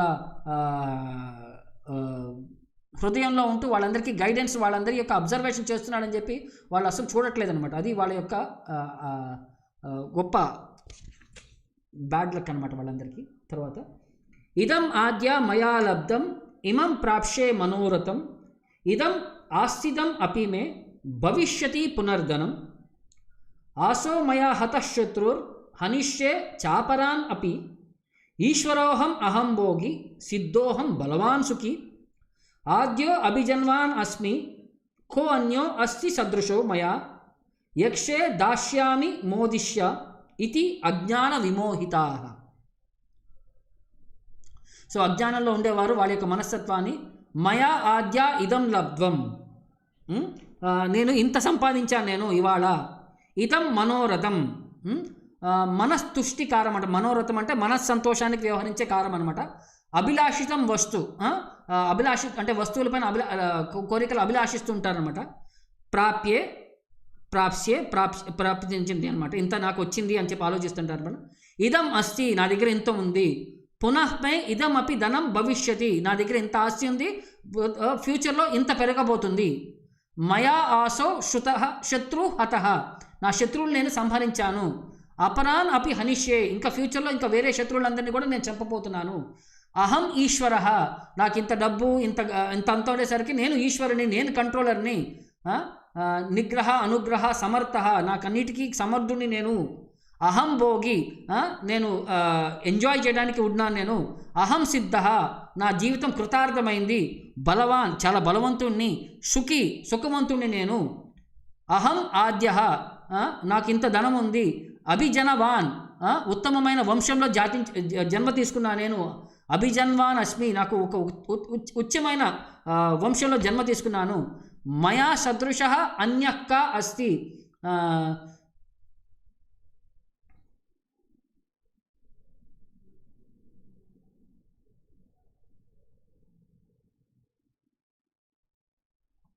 నాకంటే గొప్పవాళ్ళు లేరు, నాకంటే ఉన్నతమైన వారు లేరు. అహం యక్షే యజ్ఞానాం కరిష్యామి, నేను గొప్ప గొప్ప యజ్ఞాలు చేస్తాము. దాస్యామి, దాస్యామి అని అంటే గొప్ప గొప్ప యజ్ఞాలు చేస్తాను నేను దానం చేస్తాను నేను. మోదిష్యే, ఈ విధంగా నేను ఆనందంలో ఉంటాను నేను. అజ్ఞాన విమోహితా, అజ్ఞానంలో విమోహితులైన వాళ్ళందరూ కూడా ఇలా ఆలోచిస్తుంటారనమాట. సో అతను ఎలా ఈశ్వర, ఎందుకంటే నేను భోగి కాబట్టి, ఎందుకంటే నేను ఎంజాయర్ కాబట్టి, నేను పర్ఫెక్ట్ కాబట్టి, నేను పవర్ఫుల్ కాబట్టి. నువ్వు వేరే భగవంతుని నన్ను తప్ప నువ్వు చూడాలనుకుంటే ఎవరిని నీకు కనపడరు. ఎందుకంటే నువ్వు ఒక్కడవేనా ఈశ్వరుడు అని అంటే, ఎందుకంటే నాకు డబ్బు ఉంది, ధనం ఉంది, అహంకారం ఉంది, మంచి సాంప్రదాయమైన కుటుంబంలో నేను పుట్టాను. నీ మూర్ఖత్వ ఆర్గ్యుమెంట్లు వదిలేసి నాతో ఎవరు కంపీట్ చేయగలరు, నాతో సరిసమానంగా ఎవరున్నారు, నేను గొప్ప గొప్ప సాక్రిఫైసెస్ చేస్తాను, నా యొక్క పని బలం, నా యొక్క బుద్ధి బలం, నా యొక్క ఇంద్రియ బలం, నా యొక్క పవర్ ఎలాంటిదంటే నేను అప్సరసలతో ఎంజాయ్ చేస్తాను, నేను అక్కడ స్వర్గానికి వెళ్తాను, వాళ్ళతో ఎంజాయ్ చేస్తాను, వాళ్ళతో సంతోషంగా ఉంటాను. ఈ అహంకార భావంలో వ్యవహరించే వాళ్ళందరూ కూడా నరకానికి వాళ్ళు పర్మనెంట్ రెసిడెన్స్ తీసుకుంటారు అని చెప్పి ఇక్కడ మనకి చెప్తున్నారు అనమాట. తర్వాత అనేక చిత్త విభ్రాంత మోహజాల సమావృతా ప్రసక్తా కామభోగేషు పతంతి నరకే అశుచౌ. అనేక చిత్త విభ్రాంత, బహు సంకల్ప ద్వారా విక్షిప్త చిత్తా, అంటే వాళ్ళ మనసు ఎన్నో వివిధమైన కోరికల ద్వారా వాళ్ళ యొక్క మనసు చంచలంగా వ్యవహరిస్తుంటుంది, విభ్రాంతితో చెందిని ఉంటారనమాట. మోహజాల సమావృతా, మోహ రూపంలో వాళ్ళందరూ సమావృత అంటే వాళ్ళు కవరప్ చేయబడి ఉంటారనమాట. మోహంలో, అజ్ఞాన అంధకారంలో వాళ్ళు వాళ్ళు కవరప్ అయి ఉన్నారనమాట. కామభోగేషు ప్రసక్తా, ఇంద్రియాల యొక్క వ్యవహారం కోసం, ఇంద్రియ సెన్స్ ఎంజాయ్మెంట్ కోసం వాళ్ళు వ్యవహరిస్తుంటారనమాట. అశుచౌ నరకే పతంతి, వాళ్ళు శుచిగా వ్యవహరించరనమాట, వాళ్ళు నరకానికి వీళ్ళు పడిపోతారు అని చెప్తున్నారనమాట. సో ఈ భౌతిక ప్రపంచంలో నెట్వర్క్ ఆఫ్ ఇల్యూషన్ అనేది ఎలా వ్యవహరిస్తుందంటే, మనకి అపరిమితమైన కోరికలు ఉండటం ద్వారా అపరిమితమైన మోహంలో కూడా ఉంటామన్నమాట. తద్వారా ఏమవుతుందంటే మోహజాల అంటే ఒక చేప పిల్లని మనకి వలేసి పట్టినట్టు కూడా మనం ఈ భౌతిక ప్రపంచం యొక్క మోహంలో మనం బందీ అయిపోతాం అనమాట. దీనికి ఉదాహరణ ఏంటయ్యా అంటే, నాకు కోరికలు తీర్చుకోవడానికి నాకు లిమిట్ లేదు, నాకున్న ధనాన్ని పెంచడానికి అపరిమితమైన ఐడియాలు ఉన్నాయి నా దగ్గర, ఇవన్నీ కూడా నా స్వప్రయత్నం ద్వారా వచ్చినాయి, అంటే ప్రకృతి యొక్క కర్మానుసారం కాదు, నాతో కాంపిటీషన్ వచ్చేవాడు నాకు శత్రువు, నాకు సొంత యజ్ఞాలు నేను క్రియేట్ చేస్తాను నేను. అంటే రావణుడు కూడా స్వర్గానికి వెళ్ళటానికి నేను స్టేర్ క్రేస్ క్రియేట్ చేస్తాను, మెటీరియల్ సైంటిస్ట్ కూడా మనం వేరే గ్రహాలకు వెళ్ళటానికి మనం అక్కడ మూన్కి వెళ్ళి ఉందాము, అక్కడ వేరే చోట మార్స్కి వెళ్ళి ఉందాము అని చెప్పి అన్నీ కూడా చెప్తుంటారండి. అవన్నీ కూడా ఇవి అజ్ఞాన అంధకారంలో మాట్లాడే మాటలండి. అందుకోసం అని చెప్పి ఇవన్నీ కూడా మోహజాలంలో బంధించబడ్డ వాళ్ళ యొక్క మాటలని చెప్తున్నారు అనమాట. తర్వాత ఆత్మ సంభావిత స్తబ్ద ధనమాన మదాన్వితా యజంతే నామ యజ్ఞైస్తే దంభేన అవిద్యపూర్వకం. సో ఆత్మ సంభావితా, సెల్ఫ్ కాంప్లసెంట్ అనమాట, ఆత్మశ్లాఘ పరాయణా అని అంటారనమాట మనకి సంస్కృతంలో. ఆత్మ సంభావిత అంటే చాలా హై రిగార్డ్ పెట్టుకుంటారనమాట, సెల్ఫ్ కాంప్లసెంట్, నేను బెస్ట్ అని చెప్పి వాళ్ళు ఆలోచిస్తుంటారు అనమాట. స్తబ్దాహ అంటే వాళ్ళు ఒక దృఢమైన ఇంపుడెంట్ అని అంటారనమాట. అంటే మనకి తెలుగులో ఒక ఒక ఒక స్ట్రాంగ్ పర్సనాలిటీ కింద మనం చెప్పచ్చు అనమాట. తర్వాత ధనమాన మదాన్విత, డబ్బుల ద్వారా, ఫాల్స్ ప్రెస్టేజ్ ద్వారా అహంకారం పెరిగిపోయి ఉన్నారన్నమాట వీళ్ళు, అజ్ఞాన అంధకారంలో ఉన్నారన్నమాట. వాళ్ళు మదాన్విత అంటే మత్తెక్కిపోయింది అనమాట, ధనం పేరు ప్రఖ్యాతుల యొక్క బాగా మత్తెక్కిపోయింది అనమాట. వీళ్ళు ఆ మత్తులో వ్యవహరిస్తున్నారు వాళ్ళు. యజంతే నామ యజ్ఞేస్తే, వాళ్ళు అప్పుడప్పుడు నామమాత్రపు యజ్ఞాలు చేస్తుంటారనమాట. దంభేన అవిద్యపూర్వకం, అహంకారం ప్రకారం కూడా వాళ్ళు యజ్ఞాలు చేస్తుంటారనమాట. అక్కడ రూల్స్ రెగ్యులేషన్స్ ఏం పాటించరు అనమాట.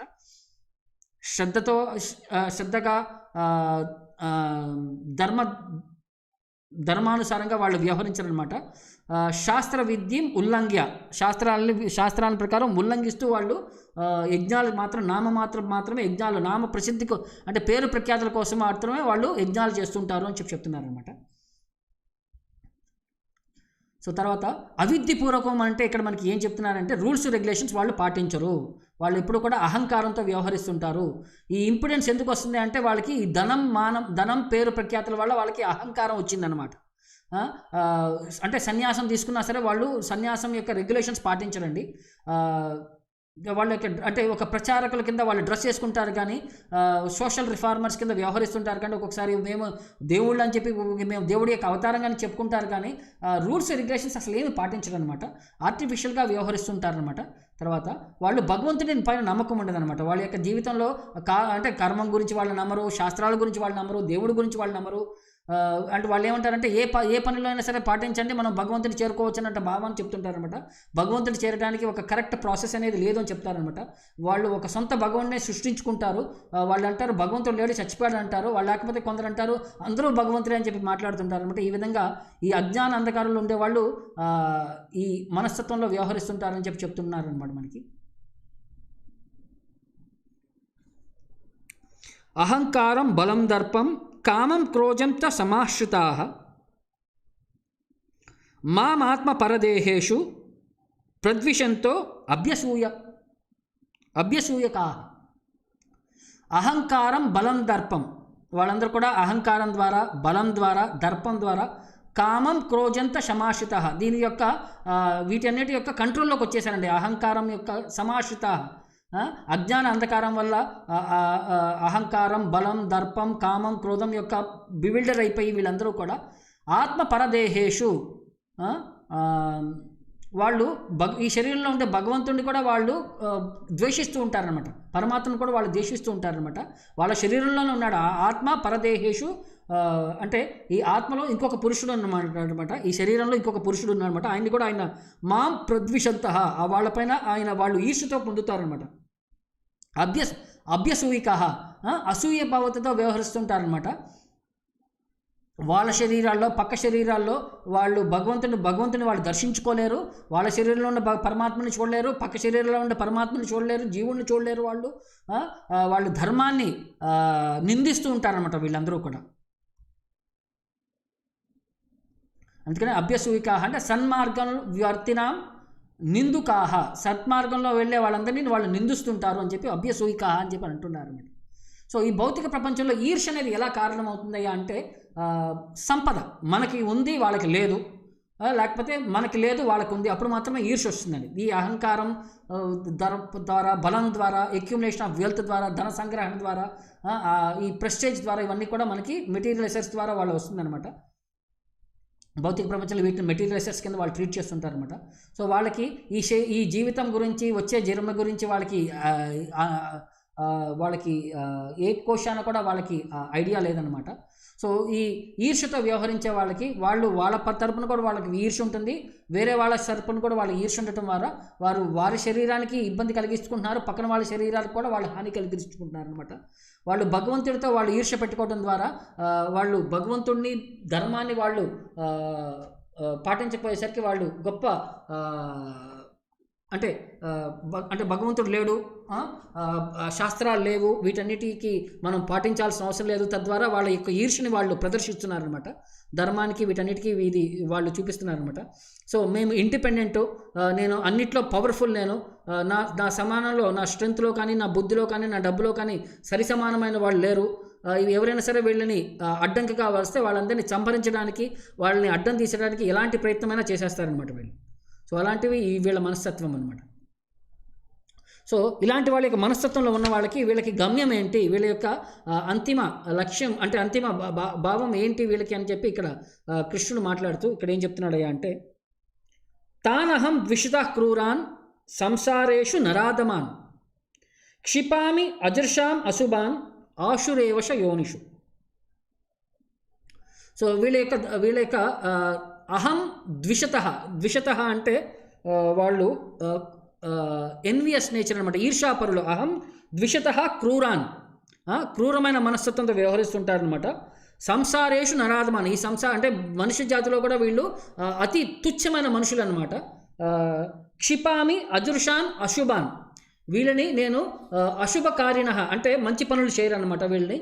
సంసారేషు అసురిషు, వీరిని శరీరం తుచ్చమైన శరీరంలోకి యోనిషు ఏవ అజృషం క్షిపామి, వాళ్ళకి అంటే ఒక అసురమైన జీవరాశుల్లో నేను వాళ్ళని పెట్టిస్తుంటాను. వాళ్ళ జన్మ అనేది ఈ భౌతిక ప్రపంచంలో, ఈ సంసారంలో, ఈ సముద్రంలో కొట్టుకొని పోతుంటారు వారు అని చెప్పి ఇక్కడ కృష్ణుడు చెప్తున్నాడు అనమాట. అంటే ఇక్కడ ఏంటంటే కృష్ణుడు చెప్పేది ఇక్కడ ఏది కూడా ఆకస్మికంగా ఏమీ రావట్లేదండి. అన్నీ కూడా భగవంతుడి యొక్క ఆదేశం ప్రకారం, భగవంతుడి యొక్క ప్రేరణ ప్రకారం, భగవంతుడి యొక్క కర్మానుసారం రూల్స్ ప్రకారం అన్నీ వస్తున్నాయి అని చెప్పి మనకి ఇక్కడ క్లియర్గా చెప్తున్నారనమాట. అసురులు ఏమైనా ఒప్పుకోకపోవచ్చు, కానీ భగవంతుడి గురించి వాళ్ళకి వచ్చే జీవితంలో భగవంతుడు ఎలా ఉంటాడు, భగవంతుడి యొక్క డిపెండెంట్ ఎలా ఉండాలని చెప్పి భగవంతుడు ఒక గొప్ప లెసన్ని వాళ్ళకి ఇప్పుడు కాకపోయినా సరే మరణా సమయంలో భగవంతుని వాళ్ళు దర్శనం చేసుకుంటారండి.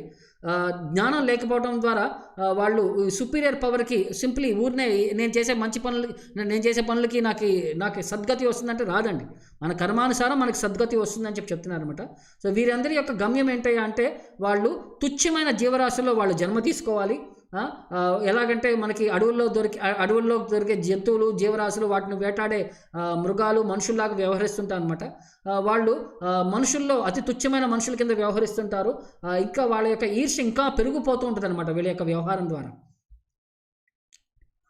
సో వాళ్ళు ఎంతకాలం అలా బతకాలి అని అంటే ఇక్కడ తర్వాత కృష్ణుడు అంటాడు, ఆసురిం యోనం ఆపన్న మూఢ జన్మని మాం అప్రాప్యైవ కౌంతేయ తతో యాంతి అధమాం గతిం. వాళ్ళు అలాంటి జన్మ తీసుకున్న వాళ్ళు ఎప్పుడు కూడా నన్ను పొందలేరనమాట. మూఢ జన్మాని ఆసురిం యోని మాపన్న, హే కౌంతేయ, ఓ అర్జున, మూఢ జన్మాని వాళ్ళు రిపీటెడ్ బర్త్ తీసుకోవాల్సి వస్తుంది. ఆసురిం యోని మాపన్న, ఆసురమైన జీవితం వాళ్ళు పొందాల్సిందే. మాం అప్రాప్య, నన్ను వాళ్ళు చెందలేరు. ఏవ తత అధమాం, అధమయమైన జన్మము వాళ్ళకి. అధమాం గతిం క్రిమి కీటకాది యోనిం యాంతి, వాళ్ళు క్రిమి కీటకాల యొక్క జీవనంలో వాళ్ళు పడిపోతారు. వాళ్ళు అసురమైన లక్షణాల్లో నరకంలో వాళ్ళు జీవించాల్సిందే అన్నట్టు చెప్తున్నారు అనమాట. సో ఇక్కడ కృష్ణుడు మాం అప్రాప్య అని అంటాడు, నన్ను వాళ్ళు పొందలేరు అని అంటే ఎన్నో జన్మల తర్వాత వాళ్ళు ఈ అసురమైన కడుపుల్లో వాళ్ళు జన్మ తీసుకోవాల్సిందే. ఇంకా వాళ్ళు కిందకి వెళ్ళిపోతుంటారు. చివరికి జంతువుల కింద, కుక్కలు, పిల్లులు, పందుల కింద వాళ్ళు వ్యవహరించాల్సి వస్తుందన్నమాట. సో వీళ్ళకి మంచి ఆశ ఏంటయ్యా అంటే, వాళ్ళకి గొప్ప అవకాశం ఏంటయ్యా అంటే, వాళ్ళందరికీ భగవంతుడి యొక్క కృప, గురువు గారి యొక్క కృప లేకపోతే వాళ్ళకి అవకాశమే లేదండి. ఆ జీవరాశిలో కొట్టుకొని పోవాల్సిందే. అలాంటి వారికి భగవంతుడి యొక్క కృప ఏంటయ్యా అంటే, భగవంతుడు శాస్త్రాల్లో ఏంటంటే భగవంతుడు వ్యత్యాసం చూపించడండి. ఒకరికి మంచి, ఒకరికి చెడు, వీళ్ళకి అని చెప్పి ఆయన వ్యత్యాసం చూడండి. సమూహం సర్వభూతేషు, ఆయన అన్ని జీవులకి సమానంగా వ్యవహరిస్తుంటాడు అనమాట. సో ఇక అంటే ఈ ఈర్ష్య మనస్తత్వం ఉన్న వాళ్ళకి భగవంతుడి యొక్క గొప్ప కృప ఏంటయ్యా అంటే, వాళ్ళకి ఈ పనిష్మెంట్ అనేది తక్కువ యొక్క జీవరాశిలో పడితే మళ్ళీ వాళ్ళు నేర్చుకొని మళ్ళీ పైకి వచ్చేసరికి మళ్ళీ వాళ్ళు మంచి వాళ్ళ కింద తయారవడానికి ఇది భగవంతుడి యొక్క కృప అండి అనమాట.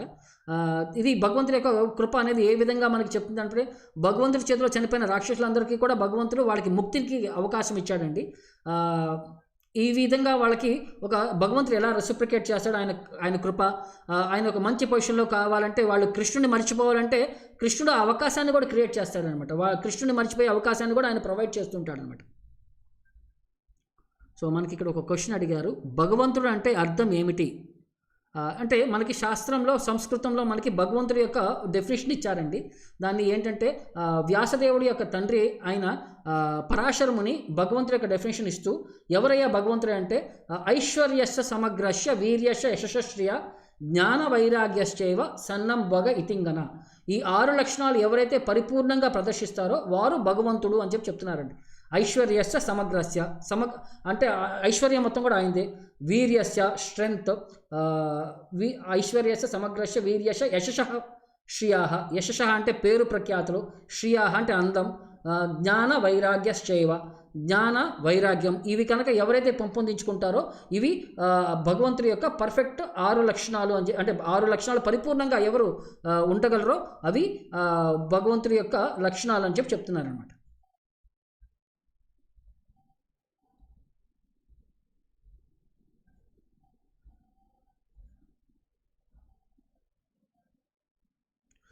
సో ఇప్పటి వరకు 4వ వర్స్ నుంచి 20వ వర్స్ వరకు వాళ్ళ యొక్క సిట్యువేషన్ ఎలా ఉంది అని చెప్పి మనకి చెప్పుకుంటూ వచ్చారనమాట. సో కన్సాలిడేట్ చేసుకుంటే వాళ్ళ యొక్క పరిస్థితి ఏంటంటే మెంటాలిటీ ప్రకారం వాళ్ళ యొక్క ఫస్ట్ అసురుల యొక్క లక్షణాలు ఏంటంటే అహంకారం, బలం, దర్పం, కామం, క్రోధం, ఆర్జవం అని చెప్పారనమాట. ఈ 6 లక్షణాలు చెప్పారు. వాళ్ళ యొక్క ప్రకృతి స్వభావం ఏంటయ్యా అంటే వాళ్ళకి ఏం చేయాలి, ఎలా చేయాలో తెలియదు, శాస్త్రాలు వాళ్ళు ఉల్లంఘిస్తారు, అశుచి కింద వ్యవహరిస్తారు, ప్రాపర్ బిహేవియర్ ఉండదు, సత్యం అనేది వ్యవహరించరు, అంతా కూడా సెల్ఫ్ సెంటర్డ్, వాళ్ళ సెంటర్ పరంగా వాళ్ళు వ్యవహరిస్తుంటారనమాట. వాళ్ళకి ఈ భౌతిక సృష్టి అనేది ప్రాపర్గా ఉండదు, వాళ్ళకి భగవంతుడు అనేవాడు కంట్రోలర్లో లేడు, ఇదంతా కూడా కామం ద్వారా ఈ సెక్స్ లైఫ్ ద్వారా మాత్రమే ఈ ప్రపంచం పుట్టుకొచ్చింది అని చెప్తుంటారనమాట. వాళ్ళ యొక్క యాటిట్యూడ్ ఏంటయ్యా అంటే వాళ్ళు ఒక అజ్ఞాన అంధకారంలో ఉండటం వల్ల వాళ్ళకి బుద్ధి అనేది సరిగ్గా వ్యవహరించదనమాట. వాళ్ళు ఈ జీవితం యొక్క లక్ష్యం ఏంటయ్యా అంటే ఇంద్రియ సంతృప్తి అని చెప్పి భావిస్తూ ఉంటారనమాట. వాళ్ళ యొక్క ఎంగేజ్మెంట్ ఏంటయ్యా అంటే వాళ్ళ యొక్క పనులన్నీ కూడా పక్కన వాళ్ళకి ఇబ్బందికరంగా ఉంటాయి, హారిబుల్, అన్బెనిఫిషియల్, ఈ ప్రపంచాన్ని నాశనం చేసే విధంగా ఉంటాయండి. వాళ్ళ యొక్క సంపాదన అంతా కూడా ఈ అక్రమ మార్గంలో వాళ్ళు సంపాదిస్తుంటారు. ఇంద్రియ నిగ్రహం ఇంద్రియాలని సంతోషపరచుకోవడం, సంతృప్తి పరచడం కోసం వాళ్ళు వ్యవహరిస్తుంటారు. వాళ్ళ యొక్క మెంటాలిటీ ఏంటయ్యా అంటే వాళ్ళు అపరిమితమైన కామం యొక్క షెల్టర్ తీసుకొని ఉంటారు. వాళ్ళు అహంకారం, బలం యొక్క అంబ్రెలాలో నివసిస్తుంటారనమాట. అశుచి పనుల్లో వాళ్ళు జీవిస్తుంటారు. అశాశ్వతమైన వస్తువులకి వాళ్ళు అట్రాక్ట్ అయి ఉంటారనమాట. నేనే కంట్రోలర్ని, నేనే ఎంజాయర్ని, నేనే పర్ఫెక్ట్ పర్సనాలిటీ, నేనే పవర్ఫుల్ పర్సన్, నా ఎనిమిలందరినీ నేను సంహరించేశాను, నేను దాన్ని ఓడించేశాను, నేనే సంతోషంగా ఉంటాను, నేను I am the lord of everything my సర్వే అని చెప్పి వ్యవహరిస్తుంటారు అనమాట. ఈ విధంగా వ్యవహరించే వాళ్ళకి రిజల్ట్ ఏంటయ్యా అంటే వాళ్ళు ఎప్పుడూ కూడా యాంగ్జైటీస్తో ఉంటారనమాట. ఒక బంధించి ఉంటారనమాట, నెట్వర్క్ ఆఫ్ ఇల్యూషన్స్లో బందీ అయిపోయి ఉంటారనమాట. ఇంద్రియ సంతృప్తి కోసం స్ట్రాంగ్ అటాచ్మెంట్తో వ్యవహరిస్తుంటారు. నరకానికి వాళ్ళు దారికి వేసుకుంటున్నారనమాట, వాళ్ళ దారి వాళ్ళు వేసుకుంటున్నారనమాట. వాళ్ళ యొక్క ప్రీచింగ్స్ ఏంటయ్యా అంటే వాళ్ళ యొక్క బోధనలు ఏం చెప్తారంటే వాళ్ళు భగవంతుని ఈర్షిస్తుంటారు, భక్తుల్ని ఈర్షిస్తుంటారు, స్క్రిప్చర్స్ని ఎస్పెషల్గా ఈర్ష్యతో వ్యవహరిస్తుంటారనమాట. తర్వాత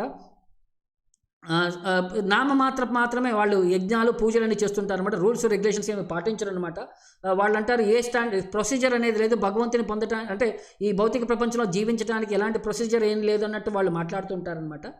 తర్వాత వాళ్ళు భగవంతుడిని కాంకాక్ట్ చేసుకుంటూ ఉంటారనమాట. లేకపోతే భగవంతుడు లేడు, చచ్చిపోయాడని చెప్తారు, లేకపోతే అందరం భగవంతుడు అన్నట్టు మాట్లాడుతుంటారనమాట. వీళ్ళ యొక్క అంతిమ గమ్యం ఏంటయ్యా అంటే వాళ్ళని ఈ అసురమైన జన్మల్లో వాళ్ళని ఈ సంసార యొక్క చక్రంలో వాళ్ళు కొట్టుకొని పోతుంటారనమాట. ఎన్నో జన్మల తర్వాత కూడా వాళ్ళు భగవంతుడిని పొందలేరనమాట. వాళ్ళు అధోగతికి పొంది వాళ్ళు నరకంలో నిత్యవాసుల కింద వాళ్ళు ఎటర్నల్ రెసిడెన్స్ ఇన్ హెల్ వాళ్ళు పొందుతారు అని చెప్పి చెప్తున్నారనమాట. సో నరకానికి 3 దారులు అని చెప్పి ఇక్కడ కృష్ణుడు మనకి ఎక్స్ప్లెయిన్ చేస్తున్నాడండి. త్రివిధం నరకస్యేదం ద్వారం నాశనమాత్మనః కామక్రోధస్తథాలోభస్ తస్మాత్ ఏతత్త్రయం త్రజేత్. ఈ నరకానికి మనకి 3 దారులు ఉన్నాయంట, 3 గేట్స్ ఉన్నాయంటే ఏంటయ్యా అంటే కామ ద్వివిధాహ, ధనాది స్పృహ, నారీ సంగ కామన. ఈ 2 అండి కామం అంటే. ధనం సంపాదించేది, తర్వాత ఇంద్రియ సంతృప్తి, నారీ ద్వారా జరిగే ఇంద్రియ సంతృప్తి, ఇవి 2 రకాల కామాలు అనమాట. తర్వాత క్రోధ తథా లోభ, ఈ 3 కామ, క్రోధ తథా లోభ, ఈ 3 కూడా నరకస్య ఇదం త్రివిధం ద్వారం, నరకానికి వెళ్ళటానికి 3 రకాల ద్వారాలండి. నాశనం ఆత్మనః, మన మన మన మన మన ఆత్మకి ఇవి నాశనం కలిగిస్తాయి అన్నమాట. నీచయోని ప్రాప్తకం, దాని ద్వారా మనం నీచమైన ఒక జన్మ తీసుకుంటాం అన్నమాట. తద్వారా తస్మాత్ సర్వతా ఏతత్త్రయం త్యజేత్, ఆధ్యాత్మికంగా ముందుకు పయనించే వాళ్ళు ఈ 3టిని మనం వదిలేయాలి, త్రయం త్యజేత్, వదిలేసేయాలి అని చెప్పి చెప్తున్నారనమాట. తర్వాత ఏతైర్విముక్తః కౌంతేయ తమోద్వారే స్త్రిభిర్నరః ఆచరతి ఆత్మనః శ్రేయః తతో యాతి పరాం గతిం. హే కౌంతేయ, ఏతై త్రిభిః కామక్రోధలోభైః తమోద్వారైః, తమసః నరకస్య ద్వారైః విముక్తః నరః, ఎవరైతే దీని నుంచి విముక్తి పొందగలరో ఆత్మనః శ్రేయః ఆచరతి, అతను మంచి పనులు చేసుకుంటూ ఆత్మని ముందుకు తీసుకెళ్లే పనంగా ఆత్మజ్ఞానంలో అతను ముందుకు తీసుకెళ్లే పనులు అలాంటివి వ్యవహరించాలన్నమాట. తతః పరాం గతిం యాతి, అప్పుడు అతను కనుక ఈ విధంగా వ్యవహరించగలిగితే ఆధ్యాత్మిక ప్రపంచానికి వెళ్ళటానికి అతను అర్హుడు అవుతాడు అని చెప్తున్నారు అనమాట. సో అసుర లక్షణాలు ఎలా మొదలవుతున్నాయి అంటే అహంకారం, బలం, దర్పం, ఈ మూడు, కామ, క్రోధ, లోభ, ఈ మూడు ద్వారా అసుర లక్షణాలకి మనకి మొదలవుతున్నాయండి. అసుర లక్షణం యొక్క జీవనం ఈ మూడిటితో మొదలవుతుంది అనమాట. వీటి యొక్క డేంజర్ ఏంటి అంటే, వీటిలో ప్రాబ్లం ఏంటి అంటే అది మన ఆత్మని సంహరించేస్తుందండి ఒక విధంగా. ఎంతవరకు ఏంటంటే మనకి ఈ భౌతిక ప్రపంచంలో మన బందీ అయిపోతుంది, ఇంకా వేరే దారి మనకు కనబడదు అనమాట. అది ఆత్మ యొక్క డిగ్రేడేషన్ అనమాట, పతనానికి ఇది కారణమవుతుందన్నమాట. దీని యొక్క హోల్ పర్స్పెక్టివ్ మనకి వేదిక్ లిటరేచర్స్ యొక్క మనకి హోల్ సిద్ధాంతం ఏంటి అంటే, మనం ఈ కామక్రోధాలని వదిలేయగలగాలి, భౌతిక మన ఎగ్జిస్టెన్స్ని మనం ప్యూరిఫై చేయగలగాలన్నమాట. మన రూల్స్ రెగ్యులేషన్స్ ఫాలో అవుతూ ఆధ్యాత్మికంగా మన అండర్స్టాండింగ్ని, రియలైజేషన్ మనం పెంపొందించుకోగలగాలి. అప్పుడు మనకి ఈ కృష్ణ చైతన్య ప్రజ్ఞలో మనం ముందుకు వెళ్ళగలం, భగవంతుని మనం చేరగలం అనమాట. సో ఇది భౌతికంగా మనకి ఈ సొసైటీలో వేదిక్ సిస్టంలో ఎలా ఇన్స్టిట్యూట్ అయ్యింది, ఎలా మనకి కారణమైంది అని అంటే, వర్ణాశ్రమ డ్యూటీస్ మనం ఫాలో చేయగలిగితే మనకి ఒక గ్రాడ్యువల్గా క్రమబద్ధీకరణగా మనలో ఆధ్యాత్మికంగా మనకు ముందుకు వెళ్ళడానికి ఇది ఒక గొప్ప అవకాశం అండి అంటారు.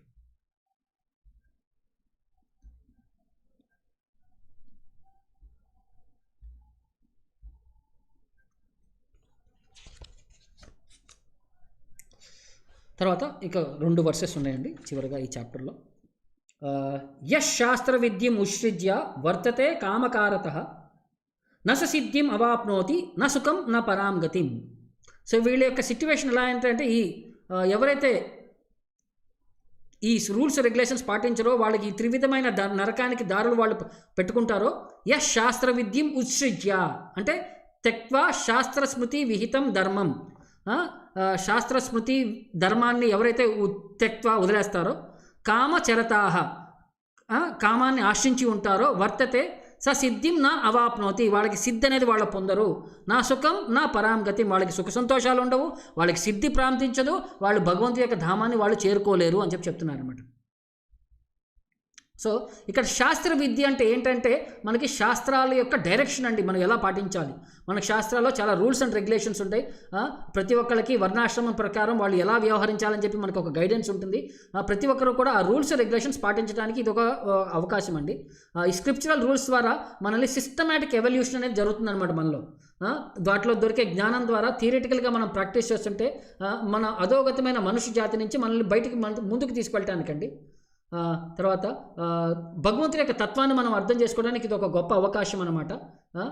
లేకపోతే మనం భగవంతుని సేవించుకోవడానికి మన మనిషి యొక్క జన్మని మనం పర్ఫెక్షన్ పొందాలి అంటే మనం భగవంతుడి యొక్క సేవలో నిమగ్నం అవ్వకపోతే మన ప్రయత్నాలన్నీ కూడా వ్యయ ప్రయత్నాలు అని చెప్తున్నారనమాట. తర్వాత కామకర్త అంటే యాక్టింగ్ విమ్సికలీ అనమాట. ఎవరైతే రూల్స్ రెగ్యులేషన్స్ పాటించకుండా ఎవరైతే వైలేట్ చేస్తారో, ఎవరైతే కామం ప్రకారం వ్యవహరిస్తుంటారో వాళ్ళని ఈ విధంగా డైరెక్ట్ చేస్తుంటారు అనమాట. సో వీళ్ళ యొక్క విమ్సికల్ యాక్ట్స్ యొక్క వీళ్ళ యొక్క గమ్యం ఏంటంటే అంటే వాళ్ళని భగవంతుడు కూడా కండెమ్ చేసేసాడు అనమాట, భగవంతుడు కూడా ఖండించి వేసాడు అనమాట. వాళ్ళకి ఈ జీవితంలో వాళ్ళకి పర్ఫెక్షన్ అనేది ఉండదు, సిద్ధం అనేది ఉండదు. రూల్స్ రెగ్యులేషన్స్ వాళ్ళు మన మనిషి జీవితాన్ని ప్యూరిఫై చేయడానికి, ఆధ్యాత్మికమైన సంతోషాన్ని పెంపొందించడానికి ఉంటాయి అనమాట. వాళ్ళకి సిద్ధి అనేది ఉండదు, సంతోషం అనేది ఉండదు, పరాంగతి అనేది ఉండదు అనేది ఇక్కడ చెప్తున్నారు అనమాట. సో చివరిగా మనకి చెప్తున్నారు, తస్మాత్ శాస్త్రం ప్రమాణంతే కార్యాకార్య వ్యవస్థితో జ్ఞాత్వా శాస్త్ర విధానోక్తం కర్మకర్తుం ఇహార్హసి. సో ప్రతి ఒక్కరికి కూడా తస్మాత్ కార్య అకార్య వ్యవస్థితో ఏ పనులు చేయాలి, ఎలాంటి పనులు చేయకూడదు అని చెప్పి ఈ జ్ఞానం తెలిసి ఉండాలన్నమాట. తే శాస్త్రం ప్రమాణం, శాస్త్రం యొక్క ప్రమాణంలో వాళ్ళు ఫాలో అవ్వగలగాలన్నమాట. ఇహ శాస్త్ర విధానోక్తం, ఈ మనుష్య లోకంలో శాస్త్ర ఉక్తంగా విధానంగా నిషేధాలన్నీ పాటిస్తూ విధానోక్తం జ్ఞాత్వ కర్మకర్తుం ఇహార్హసి. ఈ విధంగా మనం పనుల్ని భౌతిక ప్రపంచంలో తెలుసుకొని శాస్త్రానుసారంగా భగవంతుడి ఉద్దేశమానుసారంగా గురువు గారి యొక్క గైడెన్స్ ప్రకారం మనం జీవితాన్ని మనం వ్యవహరించాలి. అలాంటి వాళ్ళు పర్ఫెక్షన్ పొందగలరు, వాళ్ళు సిస్టమేటిక్గా ఆధ్యాత్మిక ప్రపంచాన్ని వెళ్ళగలరు అని చెప్పి ఇక్కడ కృష్ణుడు కంక్లూడ్ చేస్తున్నాడు అనమాట. సో ఆధ్యాత్మిక జ్ఞానం, వేద జ్ఞానం యొక్క హయ్యెస్ట్ పర్ఫెక్షన్ ఏంటి అంటే కృష్ణుడిని తెలుసుకోగలుగుతాం, కృష్ణుడి యొక్క భక్తి యొక్క సేవలో నిమగ్నమై ఉండటం అనమాట. సో చైతన్య మహాప్రభు వారు మనకి సింపుల్ ప్రాసెస్ మనకి సజెస్ట్ చేశారండి కలియుగంలో. ఏంటంటే అంటే హరినామ సంకీర్తన చేయటం, భగవంతుడి యొక్క సేవలో భక్తిలో పాల్గొగలటం, భగవంతుడి యొక్క కృప అయిన భగవంతుడి యొక్క ప్రసాదాన్ని మనం స్వీకరించగలుగుతాం అనమాట. సో ఈ ప్రాసెస్ చేయడం ద్వారా మనం అందరం కూడా వేదాల యొక్క సారాంశాన్ని మనం అర్థం చేసుకోగలం, వేదాల యొక్క కంక్లూషన్ మనం ప్రాక్టీస్ చేయగలం అనమాట. తద్వారా మనం భక్తిలో లేని వారిని కూడా మనం వాళ్ళందరినీ కూడా రూల్స్ రెగ్యులేషన్స్ మనం ఏం పాటించాలి, ఏం పాటించకూడదు, ఎలాంటి ఆర్గ్యుమెంట్స్ లేకుండా, ఆల్టరేషన్స్ లేకుండా మనం జీవితాన్ని మనం ముందుకు తీసుకువెళ్ళగలనమాట. మనం అంటే ఎందుకంటే మనిషి జీవితం తీసుకున్న తర్వాత భౌతిక ప్రపంచంలో మనకి 4 డిఫెక్ట్స్ అనేవి ఉంటాయండి. తద్వారా ఈ రూల్స్ రెగ్యులేషన్స్ ఫాలో అవడం ద్వారా ఆచార్యుల యొక్క వాళ్ళ యొక్క మార్గంలో మనం ప్రవేశించడం ద్వారా మనం ముందుకు వెళ్ళటానికి ఇవి ఒక స్టాండర్డ్ ప్రాసెస్ అండి మనకి. సో భగవంతుడి యొక్క రూల్స్కి రెగ్యులేషన్స్కి మనం కనుక ఫాలో అవ్వకపోతే అదొక గొప్ప అఫెన్స్ చేసిన వాళ్ళం అవుతామన్నమాట. తద్వారా మనం మనుషు జన్మ నుంచి మనం పడిపోవడం ఒకటి, మాయా మనకి మాయాదేవి కూడా మనకి చాలా కష్టాలు మనకి ప్రసాదిస్తుందన్నమాట. ఇవన్నీ కూడా మనకి వేదాల్లో మనకి వేదాల శాస్త్రాల్లో మనకి బాగా పరిగణించి మనకి చెప్పబడి ఉన్నాయి అనమాట. సో ఇవి శాస్త్రాల యొక్క ఎవరైతే కరెక్ట్గా శాస్త్రాల యొక్క సారాంశాన్ని అర్థం చేసుకోగలరో, భగవంతుని అర్థం చేసుకోగలరో వాళ్ళు చాలా ధన్యులైన వాళ్ళండి. సో ఎవరైతే ఈ రజోగుణం తమోగుణంలో ఉన్నవారు వారు గురు సాధు శాస్త్ర భగవంతుడిని వాళ్ళు పట్టించుకోరండి. వాళ్ళు డిరైడ్ చేస్తారనమాట. వాళ్ళు భగవంతుడు ఏంటంటే మాట్లాడతారనమాట. భక్తి యొక్క విశిష్టత అన్నారే విన్నా కూడా, భక్తి యొక్క విశిష్టత విన్నా కూడా వాళ్ళు భగవంతుడి వైపు కానీ భక్తి వైపు కానీ వాళ్ళు మొగ్గు చూపించరనమాట. వాళ్ళ సొంత విధంగా వాళ్ళు ఏదో కల్పించుకుంటారనమాట ప్రాసెస్ అనమాట. సో కోసం మనం సత్వగుణం నుంచి రాగలగాలి. సత్వగుణం నుంచి మళ్ళీ భగవంతుని యొక్క అర్థం చేసుకోవడానికి ఆధ్యాత్మిక గుణంలోకి మనం వెళ్ళగలగాలన్నమాట. అప్పుడు సత్వగుణంలోకి వస్తే భగవంతుని అర్థం చేసుకోవడానికి మనకి డోర్స్ ఓపెన్ అయి ఉంటాయండి. తద్వారా మనం ఇంకా హయ్యర్ గైడెన్స్కి వెళ్ళి గురువు గారి యొక్క గైడెన్స్లో మనం ఆధ్యాత్మిక ప్రపంచానికి వెళ్ళడానికి ఇది ఒక గొప్ప అవకాశం అని చెప్పి మనకి ఇక్కడ ఇది ఎక్స్ప్లెయిన్ చేశారండి. సో ఇది మనకి వాళ్ళ 16th చాప్టర్ యొక్క విశిష్టత. మనం ఇప్పుడు మీరు ఎవరైనా ఏదైనా ప్రశ్నలు ఉంటే మనం ముందుకు వెళ్ళొచ్చు, లేకపోతే వేరేది ఏదైనా మనం అర్థం చేసుకుందాం. క్వశ్చన్స్ ఉంటాయి.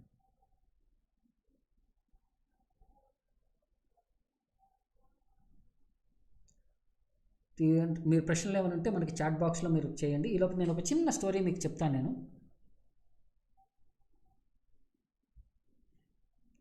సో మనకి రామానుజాచార్యులు వారి జీవితంలో ఆయన చిన్నప్పుడు యాదవ ప్రకాశ అని చెప్పి ఒక గురువు గారి దగ్గరికి వెళ్ళారన్నమాట.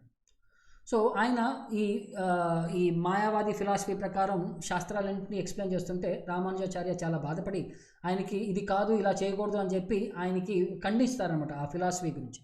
సో వీళ్ళిద్దరి మధ్య కొంచెం అంటే వాద సంవాదం జరిగి తర్వాత నాకంటే వీడికి ఎక్కువ అర్థం చేసుకున్నాడు, నాకంటే వీడు పేరు ప్రఖ్యాతలు సంపాదించుకుంటున్నాడు అని చెప్పి కొంచెం భయపడిపోయి ఇతన్ని ఎలాగైనా సంహరించేద్దాము అని చెప్పి రామానుజాచార్యుల వారిని తీర్థయాత్రలకు తీసుకెళ్తాము అని చెప్పి కాశీ వైపు వెళ్దామని చెప్పి తీసుకెళ్ళి దారిలో ఎక్కడ సంహరించేద్దామని చెప్పి ప్రయత్నిస్తారన్నమాట. సో ఈ విషయం తెలిసిన రామానుజాచార్య వారి ఒక రిలేటివ్ వచ్చేసరికి గోవింద అని చెప్పి ఆయన చెప్పేసి ఇతన్ని పంపించేస్తారనమాట. వీళ్ళు వదిలేసి వెళ్ళిపోతారు. తర్వాత ఆయన అనుకుంటాడు నదిలో ఎక్కడో పోయి ఉంటాడు, అడవిలో ఎక్కడో పోయి ఉంటాడు, సో ఇతను చచ్చిపోయాడని చెప్పి మనం వెళ్ళిన తర్వాత చెప్పేయచ్చు, నేను వాడిని చంపాలనుకున్నాను, యాక్చువల్లీ భగవంతుడే వాడిని సంహరించేశాడు, అయితే ఆ పాపం నుంచి నన్ను నిష్కృతి కలిగించాడని చెప్పి ఆయన భావించుకొని వెళ్ళిపోతాడు. సో ఇతను అడవిలో ఉంటే ఇక్కడ భగవంతుడి యొక్క కోసం షెల్టర్ తీసుకుంటుంటే చాలా బాధ, అంటే ఎలా వెళ్ళాలి అని చెప్పి భగవంతుడి పైన డిపెండ్ అవుతుంటే అక్కడ ఒక కోయవాళ్ళు లాగా ఉండి అక్కడ వాళ్ళు చూసి ఇతను అడుగుతాను మీరు ఎక్కడికి వెళ్ళాలనుకుంటే మేము సౌత్ ఇండియా అంటే నేను అక్కడికి శ్రీరంగం వైపు అటువైపు వెళ్ళాలి అని చెప్పి అని అంటాడు. కాంచీపురం వైపు అటు వెళ్ళాలి అని అంటే మేము అటే వెళ్తున్నాం, నువ్వు నాతో పాటు ఉండు, మాతో పాటు ఉండి మేము తీసుకెళ్తామని అంటారనమాట. సో అక్కడ కొద్దిసేపు అయిన తర్వాత వాళ్ళ భార్య నాకు దాహం వేస్తుంది, నాకు నీళ్లు తీసుకురావాలంటే ఈ అబ్బాయికి చెప్తారనమాట, చిన్న బాబు నువ్వు అక్కడ పోయి నది దగ్గరికి వెళ్ళి నీళ్లు తీసుకొని రా అంటే ఇతను అక్కడికి వెళ్ళి డొప్పలో నీళ్లు తీసుకొని వస్తారనమాట. అలా వాళ్ళకి సేవ చేస్తాడు. వాళ్ళకి సేవలో ఇతను రాత్రి పడుకుని ఉంటే పొద్దున్నే లేచి చూడంగానే అతను వాళ్ళ ఊరికి యొక్క బయటకు వచ్చేసి ఉంటాడు అనమాట. ఊరి యొక్క పొలిమేర ప్రాంతంలో వెళ్ళిపోయి ఉంటాడనమాట. సో తర్వాత అక్కడి నుంచి బయటకు వెళ్ళిపోయి పొలిమేర దగ్గరికి వెళ్ళిపోయి వాళ్ళు అతను వెళ్ళిపోతాడు. ఇక వెనక్కి వెళ్ళిపోయిన తర్వాత ఇక వైష్ణవ తత్వంలో అతను ప్రీచ్ చేస్తుంటాడు. అంతా బాగా జరుగుతుంది, పేరు ప్రఖ్యాతులు వస్తుంటాయి. యాదవ్ ప్రకాష్ అప్పుడు వెనక్కి వచ్చిన తర్వాత ఇంకా వీడు చనిపోలేదు అని చెప్పి కొంచెం ఈర్ష్య, కొంచెం ఒక విధమైన ఇంకా ఫీలింగ్ పెరిగిపోతుంటుంది అనమాట. సో కొంతకాలం అయిపోయిన తర్వాత రామానుజాచార్య వారు సన్యాసం యాక్సెప్ట్ చేసేసారు. ఒక గొప్ప ఆచార్య కింద పేరు ప్రఖ్యాతులు వచ్చేసినాయి. తర్వాత ఒకరోజు యాదవ్ ప్రకాష్ వాళ్ళ అమ్మగారు దేవస్థానంకి వచ్చినప్పుడు అక్కడ రామానుజాచార్యుల వారిని చూసి అక్కడ ఆయన ఒక ప్రవచనం ఇస్తుంటే ఆయన ఆశ్రమం దగ్గర చూసి ఈమె చాలా ఆయన యొక్క ముక్త మనోహరమైన రూపానికి, ఆయన యొక్క విద్యకి, ఆయన యొక్క వండర్ఫుల్ పర్సనాలిటీకి ఈమె చాలా స్కాలర్షిప్కి, చాలా గ్రేస్ఫుల్నెస్కి ఆమె చాలా అట్రాక్ట్ అయిపోయి ఆమె అనుకుంటుంది అన్నమాట, నా కొడుకు కూడా ఇంత మంచి వాడై ఉంటే ఎంత బాగుంటుంది, ఆయన దగ్గర శిష్యరికం చేస్తే ఎంత బాగుంటుంది అని చెప్పి అనుకుంటుంది అనమాట. సో రామానుజాచార్యుల వారికి హాని కలిగించిన మొదటి నుంచి యాదవ్ ప్రకాష్కి అతనికి హృదయంలో సంతోషం లేదనమాట. ఎప్పుడూ కూడా అతను చాలా డిస్టర్బ్డ్గా వ్యవహరిస్తుంటాడు అనమాట. సో వాళ్ళ అమ్మగారు కూడా ఇది తెలుసు అనమాట. అందుకనే ఆమె అనుకుంటుంది అనమాట, ఇతను వచ్చి రామానుజాచార్యుల వారి దగ్గర శిష్యరికం చేస్తే ఆయన యొక్క సాంగత్యంలో ఇతను ప్రశాంతంగా ఉండగలడు అని చెప్పి అనుకుంటుంది అనమాట.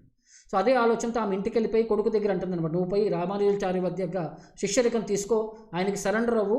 అప్పుడు అనగానే ఈయన అప్పుడు చాలా బాధపడుతుంటాడు అనమాట, నా దగ్గర శిష్యుడి కింద వ్యవహరించిన వాడికి నేను వెళ్ళి ఆయన శిష్యుడి కింద అవ్వాలా, ఇతని మైండ్ చాలా డిస్టర్బ్డ్గా ఉందన్నమాట. అప్పుడు డిస్టర్బ్డ్గా ఉండి దారిలోకి వెళ్తే అక్కడ కాంచీపూర్ణాన్ని కలిసి అతను అడుగుతాడనమాట, సార్ మీరు భగవంతుడితో మాట్లాడుతుంటారు కదా సార్, నాకు మనసులో ప్రశాంతత లేదు సార్, ప్రశాంతత కోల్పోయాను సార్, దానికి ప్రశాంతత ఎలా సంపాదించాలి, మీరు భగవంతుడు వరదరాజ స్వామిని, కాంచీపురం వరదరాజ స్వామితో మీరు మాట్లాడినప్పుడు దీని గురించి అడిగి తెలుసుకోండి సార్ అని అంటారనమాట. సో కాంచీపూర్ణ అంటారు, మీరు ఇంటికి వెళ్ళండి, నేను ఈ రాత్రికి స్వామివారిని కలిసినప్పుడు నేను అడుగుతాను, రేపొద్దున మీకు ఏం చెప్పారని చెప్పి నేను మీకు చెప్తాను అంటారనమాట. మరుసటి రోజు కాంచీపూర్ణ ఆయన్ని కలిసినప్పుడు రామానుజాచార్య వారు యొక్క భగవంతుడు రామానుజాచార్య యొక్క గొప్పతనాన్ని వర్ణిస్తూ ఆయన యొక్క శిష్యరికం చేయడానికి బెనిఫిట్స్ ఏంటనేది అన్నీ ఎక్స్ప్లెయిన్ చేస్తారనమాట.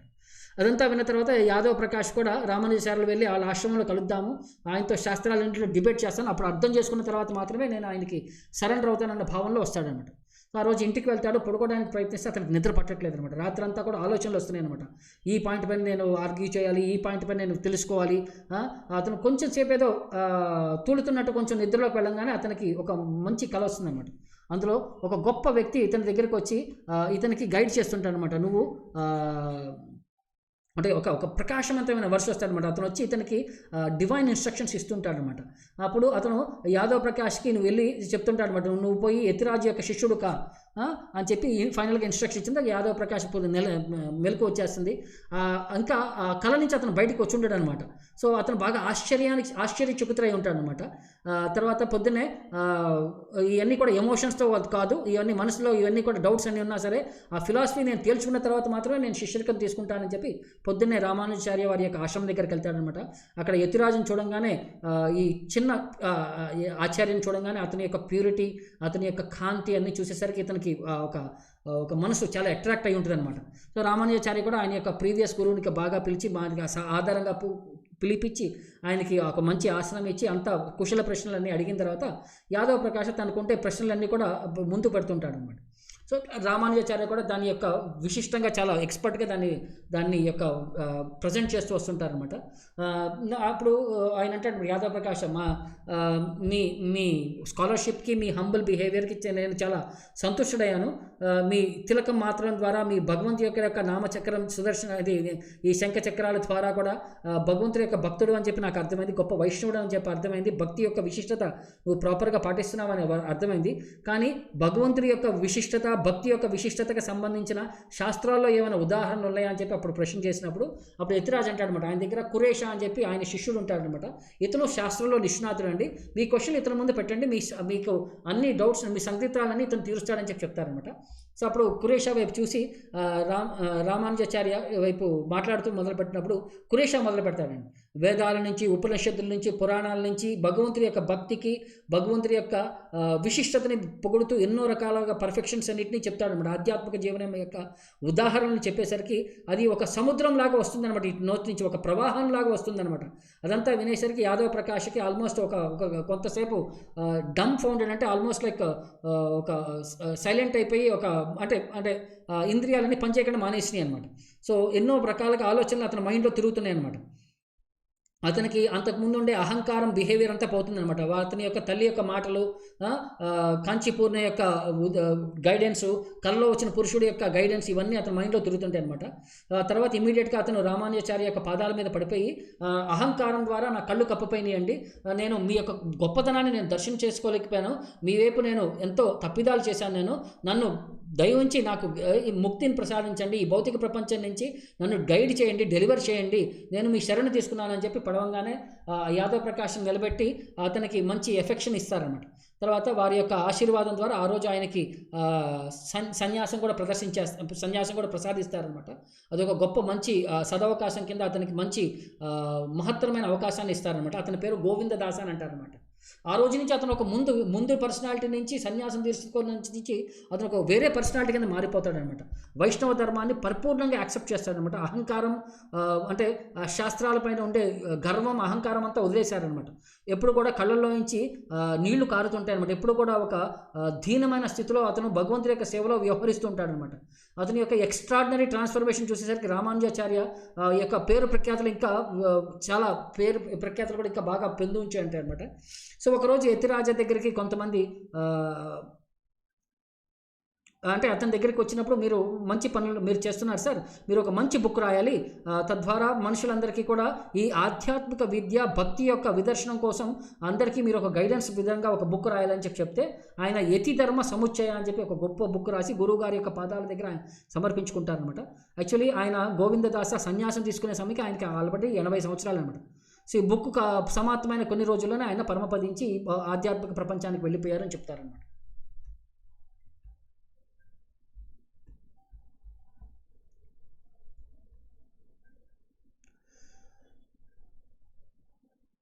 హరే కృష్ణ. డైలీ రూల్స్ చెప్పండి. సో డైలీ రూల్స్ అంటే ఫస్ట్ మనం భగవంతుడి యొక్క నిత్య నామం జపం చేయాలి అండి. భగవంతుడి యొక్క సేవ చేయాలి. మన పనులు మనం చేసుకుంటూ ఆధ్యాత్మికంగా భగవంతుని పూజించుకుంటూ ఇంట్లో ఒక తులసి మొక్క పెట్టుకోండి, తులసికి ప్రదక్షిణ చేయండి, పొద్దున్నే సాయంకాలం ఒక దీపారాధన, ఒక అగరబత్తి వెలిగించండి, కొంచెం నీళ్లు పోయండి, ప్రదక్షిణ చేసి 3 సార్లు ప్రదక్షిణ చేసి నానికి నమస్కారాలు చేయండి తులసికి. ఇంట్లో మీకుండే కృష్ణుడి యొక్క పటము, బాలాజీ నరసింహస్వామి, ఏదో ఒక విష్ణుడి యొక్క తత్వానికి వాళ్ళకి ఒక పూలమాల వేయటం, ఒక నైవేద్యం కింద పళ్ళు సమర్పించటం, పత్రం పుష్పం ఫలం తేయం ఒక నీరు సమర్పించటం, తద్వారా ఇవన్నీ కూడా బేసిక్ రూల్స్ అండి. భగవంతుడి యొక్క నామ జపం చేయటం, ఈ హరే కృష్ణ మహామంత్రాన్ని మినిమం 108 సార్లు జపం చేయటం, ఇవన్నీ కూడా మనం డైలీ చేయాల్సిన రిచువల్స్ అంటే రూల్స్ అండి మనకి ఆధ్యాత్మికంగా మనం వెళ్ళటానికి. తర్వాత వైష్ణవ తత్వానికి రూల్స్. అదే వైష్ణవ తత్వం అంటే ఇదేనండి బేసికల్గా భగవంతుని ఆచరణలో మనం కృష్ణ కీర్తన గాన నర్తనం పరం ఈ విధంగా మనం భగవంతుని వర్షిప్ చేసుకోవచ్చండి కీర్తన గాన నర్తనం ద్వారా. ఓకే, కృష్ణ అర్జునకి బ్యాటిల్లో భగవద్గీత అంత టైంలో చెప్పారు, ఇన్ని చాప్టర్స్ ఎలా వచ్చాయి. వాళ్ళిద్దరు సంవాదం 45 నిమిషాలు జరిగిందండి, 46 నిమిషాలని చెప్తారు. యాక్చువల్లీ వాళ్ళు సంస్కృతంలో మాట్లాడుకున్నారు కాబట్టి వాళ్ళకి దాన్ని విడమర్చి అర్థం చేసుకోవాల్సిన అవసరం లేదు. మనకేంటంటే ఆ శ్లోకంలో ఉండే పదాలకి ఆ మీనింగ్ అర్థం చేసుకోవడానికి చూడండి, గురువు హయ్యెస్ట్ క్వాలిఫికేషన్లో ఉన్నాడు, శిష్యుడు హయ్యెస్ట్ క్వాలిఫికేషన్లో ఉన్నాడు కాబట్టి వాళ్ళు యొక్క స్టేటస్లో వాళ్ళు హయ్యెస్ట్ టెర్మినాలజీలో మాట్లాడుకున్నారు, వాళ్ళకి ఈజీగా అర్థమైపోయింది. మనం ఆ రూల్స్లో లేము కాబట్టి మనకి అవన్నీ అర్థం చేసుకోవడానికి మనకి చాలా టైం పడుతుంది అనమాట. తర్వాత please tell rules to follow before reading Bhagavad Gita. So మనసు ప్రశాంతంగా పెట్టుకోండి, భగవంతుడికి ప్రేయర్స్ ఆఫర్ చేయండి, గురువు గారికి ప్రేయర్స్ ఆఫర్ చేయండి. ప్రభుపాదుల వారికి భగవద్గీత స్టార్ట్ చేయకముందు కొన్ని ప్రేయర్స్ ఇచ్చారండి ప్రభుపాదుల వారు. ఆ ప్రేయర్స్ ఉచ్చరించిన తర్వాత అంటే మనం భగవంతుడి దగ్గరికి వెళ్ళేటప్పుడు ఒక మన పలక అనేది క్లీన్గా ఉండాలండి, ఖాళీగా ఉండాలి. మనం నింపిన పలకతో వెళ్ళి క్లాస్లో కూర్చొని ఇంకా దాంట్లో ఇంకేం నింపలేమండి. మన పలక ఖాళీగా ఉంటే పలక పైన బాగా రాసుకోవచ్చు అనమాట. మన హృదయం అనే ఒక పలక పైన ప్రశాంతంగా డౌట్స్ అనేవి అంటే ఒక సబ్మిసివ్ యాటిట్యూడ్లో మనం అప్రోచ్ అవ్వాలండి. అప్పుడు మనకి భగవద్గీత యొక్క జ్ఞానం, ఆచార్యుల యొక్క ఉద్దేశం మనం పర్ఫెక్ట్గా అర్థం చేసుకోగలం అనమాట. సో ఇంకా మీకు టైం ఉందంటే ఇంకొక చిన్న స్టోరీ ఉంది, ఇంకొక 5 నిమిషాలు పర్వాలేదంటే నేను కంటిన్యూ చేస్తాను, ఇంకా స్టోరీ కంటిన్యూ అవ్వలేదన్నమాట. సో ఒకరోజు మళ్ళీ అక్కడికి వెనక్కి కురేషా దగ్గరికి వెళ్తామన్నమాట. కురేషా వారి గురువు గారైన యతిరాజు దగ్గరికి వచ్చి, సార్ నాకు భగవద్గీతలో ఈ సర్వధర్మాన్ పరిత్యజ్య శ్లోకం యొక్క విశిష్టత చెప్పండి సార్, దాని యొక్క గూఢార్థం నాకు చెప్పండి సార్ అంటే, అప్పుడు రామానుజాచార్య వారు అంటారు, ఎవరైతే ఇండిపెండెంట్గా కోరికలు లేకుండా వారి గురువు గారిని స్వతంత్రంగా సంవత్సరం పాటు అబ్సల్యూట్గా వర్షిప్ చేస్తారో వాళ్ళకి ఈ వర్ష యొక్క అర్థం అవుతుంది, లేకపోతే దీని యొక్క పద్యం యొక్క మీనింగ్ అర్థమవుతుంది, లేకపోతే అర్థం కాదంటారు అన్నమాట. బట్ కురేష్ అంటాడు, సార్ జీవితం అనిత్యం అని అంటారు, మరి సంవత్సరం పాటు అని అంటారు, సంవత్సరం పాటు నేను బతుకుండగలను అని చెప్పి నాకు అంత గ్యారంటీ లేదు సార్, మరి నాకు చెప్పండి దాని యొక్క నాలెడ్జ్ ఇమీడియట్గా వచ్చే విధంగా ఒక అవకాశాన్ని చెప్పండి అని అంటారు అన్నమాట. సో అప్పుడు రామానుజాచార్య అంటారు, నువ్వు 1 నెల పాటు భిక్షాటన చేసుకుంటూ ఇంటింటికి వెళ్ళి రేపొద్దున నీ భోజనం ఎక్కడి నుంచి వస్తుందో నీకు తెలియకుండా నువ్వు అలా జీవించగలిగితే 1 నెల రోజుల పాటు అప్పుడు ఈ జ్ఞానాన్ని నేను నీకు సమర్పిస్తాను అని చెప్తారనమాట. ఆ చెప్పిన విధంగానే కురేషా వ్యవహరిస్తాడు. 1 నెల రోజుల తర్వాత కురేషాకి పాస్ అయిన తర్వాత యతిరాజు అతనికి ఆధ్యాత్మికంగా మనం ఎలా సరెండర్ అవ్వాలి దాని యొక్క విశిష్టత మొత్తం కూడా బాగా ఎక్స్ప్లెయిన్ చేస్తారనమాట. కొంతకాలం తర్వాత ఇంకొక శిష్యుడు ఉన్నాడు, 2వ శిష్యుడు అనమాట, రామానుజాచార్య వారి యొక్క 2వ శిష్యుడు, అతను దాశరథి అని చెప్పి పేరు అనమాట. అతను కూడా కురేషలాగా యతిరాజు దగ్గరికి వచ్చి ఇతన్ని సేమ్ విధంగా అడుగుతారనమాట. అప్పుడు యతిరాజు అంటారు, నువ్వు నాకు సంబంధికుడు కాబట్టి నేను నీకు ఎక్స్ప్లెయిన్ చేయలేను, మీరు మా గురువు గారైన గోష్ఠిపురం దగ్గరికి వెళ్ళండి, ఆయన మీకు ఎక్స్ప్లెయిన్ చేస్తారు, ఎందుకంటే నాతో రక్త సంబంధం ఉండటం ద్వారా నువ్వు ఏదైనా తప్పు చేసినా సరే నేను నిన్ను పట్టించుకోను, ఒక్కొక్కసారి వదిలేస్తుంటాను. అందుకని చెప్పి గురువు గారి యొక్క డ్యూటీ వచ్చేసరికి శిష్యుడిని పరిపూర్ణంగా ట్రైన్ చేయగలగాలన్నమాట. అతని హృదయంలో ఎలాంటి కలుషితం లేకుండా వ్యవహరించగలగాలి. సో మీరు గోష్ఠిపురం దగ్గరికి వెళ్ళి ఆయన సేవ చేసుకోండి, ఆయన ద్వారా మీరు శిక్షణ తీసుకోండి అని చెప్తారనమాట. సో గోష్ఠిపూర్ణకి తెలిసినమాట దాశరథి గొప్ప స్కాలరు, అతను కొంచెం అహంకారం ఉంది, అతనికి గర్వం ఉంది అని చెప్పి తెలుసుకొని రామానుజాచార్య అందుకని చెప్పి అతను గోష్ఠిపూర్ణ దగ్గరికి పంపిస్తారనమాట. సో అతను చెప్పిన విధంగానే తిరుకోట్టియూరు దగ్గరికి వెళ్ళి 6 నెలల పాటు గోష్ఠిపూర్ణ యొక్క పాదాల యొక్క సేవ చేసుకుంటారనమాట. 6 నెలల తర్వాత కూడా అతనికి ఆచార్య ఏమి ఎక్స్ప్లెయిన్ చేయకపోయేసరికి ఇతని పైన గోష్ఠిపూర్ణపై ఇతను దాశరథికి చెప్తాడనమాట, నువ్వు ఒక గొప్ప స్కాలర్వి, నాకంతా తెలుసు, కానీ నీలో కొంచెం అహంకారం, బలం అంటే గర్వం, కొంచెం జన్మ గురించి నీకు కొంచెం అహంకారం ఉందన్నమాట, నీ విద్యా బుద్ధుల గురించి కొంచెం అహంకారం ఉంది నీ హృదయంలో, తద్వారా ఇవన్నీ నువ్వు వదిలేసుకోగలిగి ఇంద్రియాలను నిగ్రహించుకోగలిగి మంచి లక్షణాలను అవలంబించుకోగలిగితే ఈ చెడు లక్షణాలకి దారి ఇవ్వకుండా అప్పుడు మీ గురువు గారే నీకు ఈ ఇన్స్ట్రక్షన్స్ నీకు రివీల్ చేస్తారు, వెళ్ళు నీ మనఃవాంఛ కోరిక తీరుతుందని చెప్పి తెలిసి పంపిస్తారు అన్నమాట. చెప్పి పంపించగానే దాశరథి దగ్గరికి రాగానే దాశరథి మళ్ళీ శ్రీరంగం వచ్చేస్తారు. అక్కడ రామానుజాచార్యని మీట్ అవ్వగానే అక్కడ జరిగిన విశేషాలన్నీ చెప్పిన తర్వాత అదే సమయంలో మహాపూర్ణ అని చెప్పి ఇంకొక గురువు గారు ఉంటారు రామానుజాచార్యుల వారికి, ఆయన యొక్క కూతురు అతులాయ అని చెప్పి వస్తుందన్నమాట. ఆమె యొక్క బాధలో వచ్చి రామానుజాచార్య దగ్గరకు వచ్చి చెప్తుందన్నమాట, అన్న నాకు కొంచెం ప్రాబ్లం ఉంది, మా నాన్న తీర్చలేక నీ దగ్గరికి పంపించారంటారు. ఏంటమ్మా ఆ ప్రాబ్లం అని అంటే, మా మామగారు ఇంట్లో నేను ఉంటాను, అక్కడ మాకు నీళ్లు తీసుకురావడానికి చెరువు ఒక 2 మైళ్ళ దూరంలో ఉంటుందన్నమాట. అది శూన్యమైన ప్రదేశం అన్నమాట. ఆ రోడ్డు అక్కడ వెళ్ళాలంటే కూడా చాలా కష్టంగా ఉంటుంది, తద్వారా అది వెళ్ళాలంటే నాకు ఒక భయం వచ్చేసింది, ఒక హెవీ ఫిజికల్ ఎక్సర్షన్, అంటే ఊరిని అలసిపోతుంటాను నేను ఇది భయాన్ని తీసుకెళ్ళి మా అత్తగారికి చెప్పంగానే నా కష్టానికి ఆమె చేదోడు వాదాడుకుంటే నా పైన కోపం చూసుకుంటుంటుంది. మీ ఇంటి దగ్గర నుంచి ఒక కుక్కను తీసుకొచ్చి పెట్టుకో, ఇప్పుడు నేను ఖాళీగా నేను చూస్తూ కూర్చోలేను, ఖాళీగా ఇంట్లో చూసుకుంటూ కూర్చోలేను అని చెప్పి నన్ను బాగా సరిగ్గా ట్రీట్ చేయట్లేదు, అందుకని చెప్పి మా తండ్రి గారి దగ్గరికి వస్తే మా తండ్రి గారు నీ సెల్ఫ్ తీసుకోమని చెప్పారు, ఇది నా ప్రాబ్లం అని చెప్తుందన్నమాట.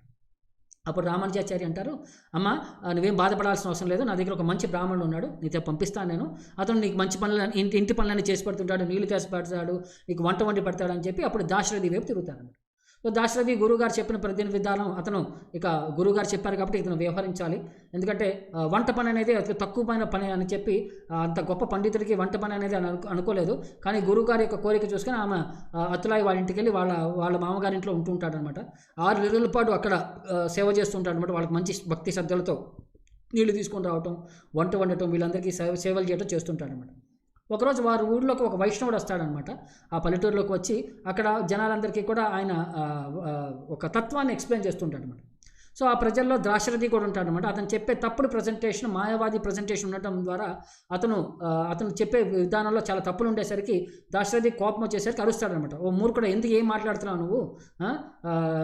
నువ్వు నక్కకి నాగలోకానికి నువ్వు వ్యత్యాసం చూపిస్తున్నావు అని చెప్పి ఇతను తప్పు చెప్పేసరికి ఇతను ఒక వంటవాడే, నువ్వు నాకు నీతులు చెప్పొచ్చావా, నీకు శాస్త్రాల గురించి అంత తెలుసా, నువ్వు పోయి వంటలో నీ టాలెంట్ చూపించుకో, ఇక్కడ కాదు అన్నట్టు అతను తిడతాడనమాట ఆ వైష్ణవుడు.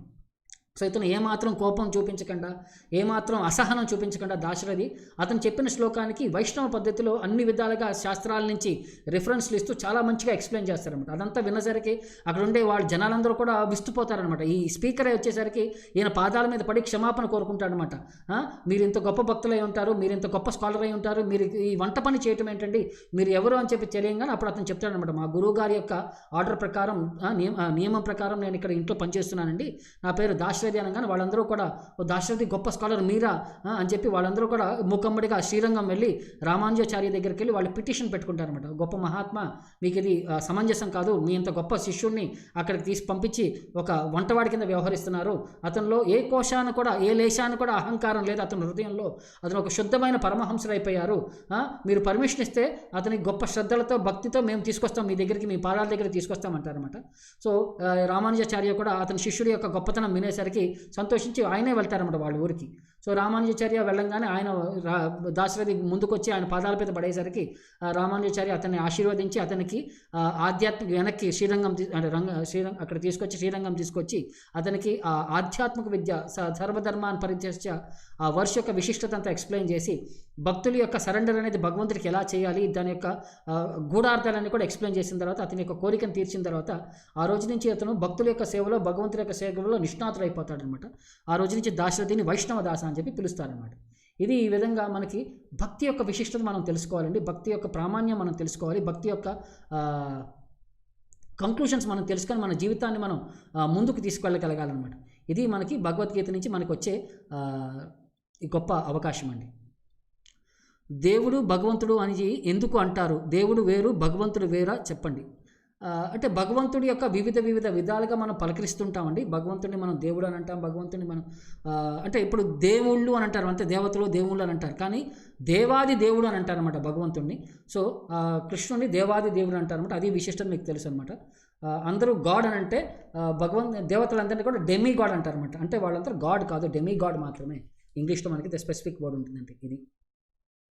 సో ఇవాళ మనం ఈ చాప్టర్ మనం ఫినిష్ చేసేసాము. తర్వాత థ్యాంక్ యూ వెరీ మచ్. మనం భగవద్గీత 16 చాప్టర్ మనం వచ్చే వారం మనం 17 చాప్టర్లో మళ్ళీ ముందుకు వెళ్తాము.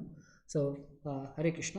శ్రీల ప్రభుపాద్ की जय, श्रीमद् भगवद्गीता की जय, श्री राधा गोविंद की जय, श्री लक्ष्मी नरसिम्हा स्वामी की जय, श्री निताई गौरंग की जय, निताई गौर। हरे कृष्ण।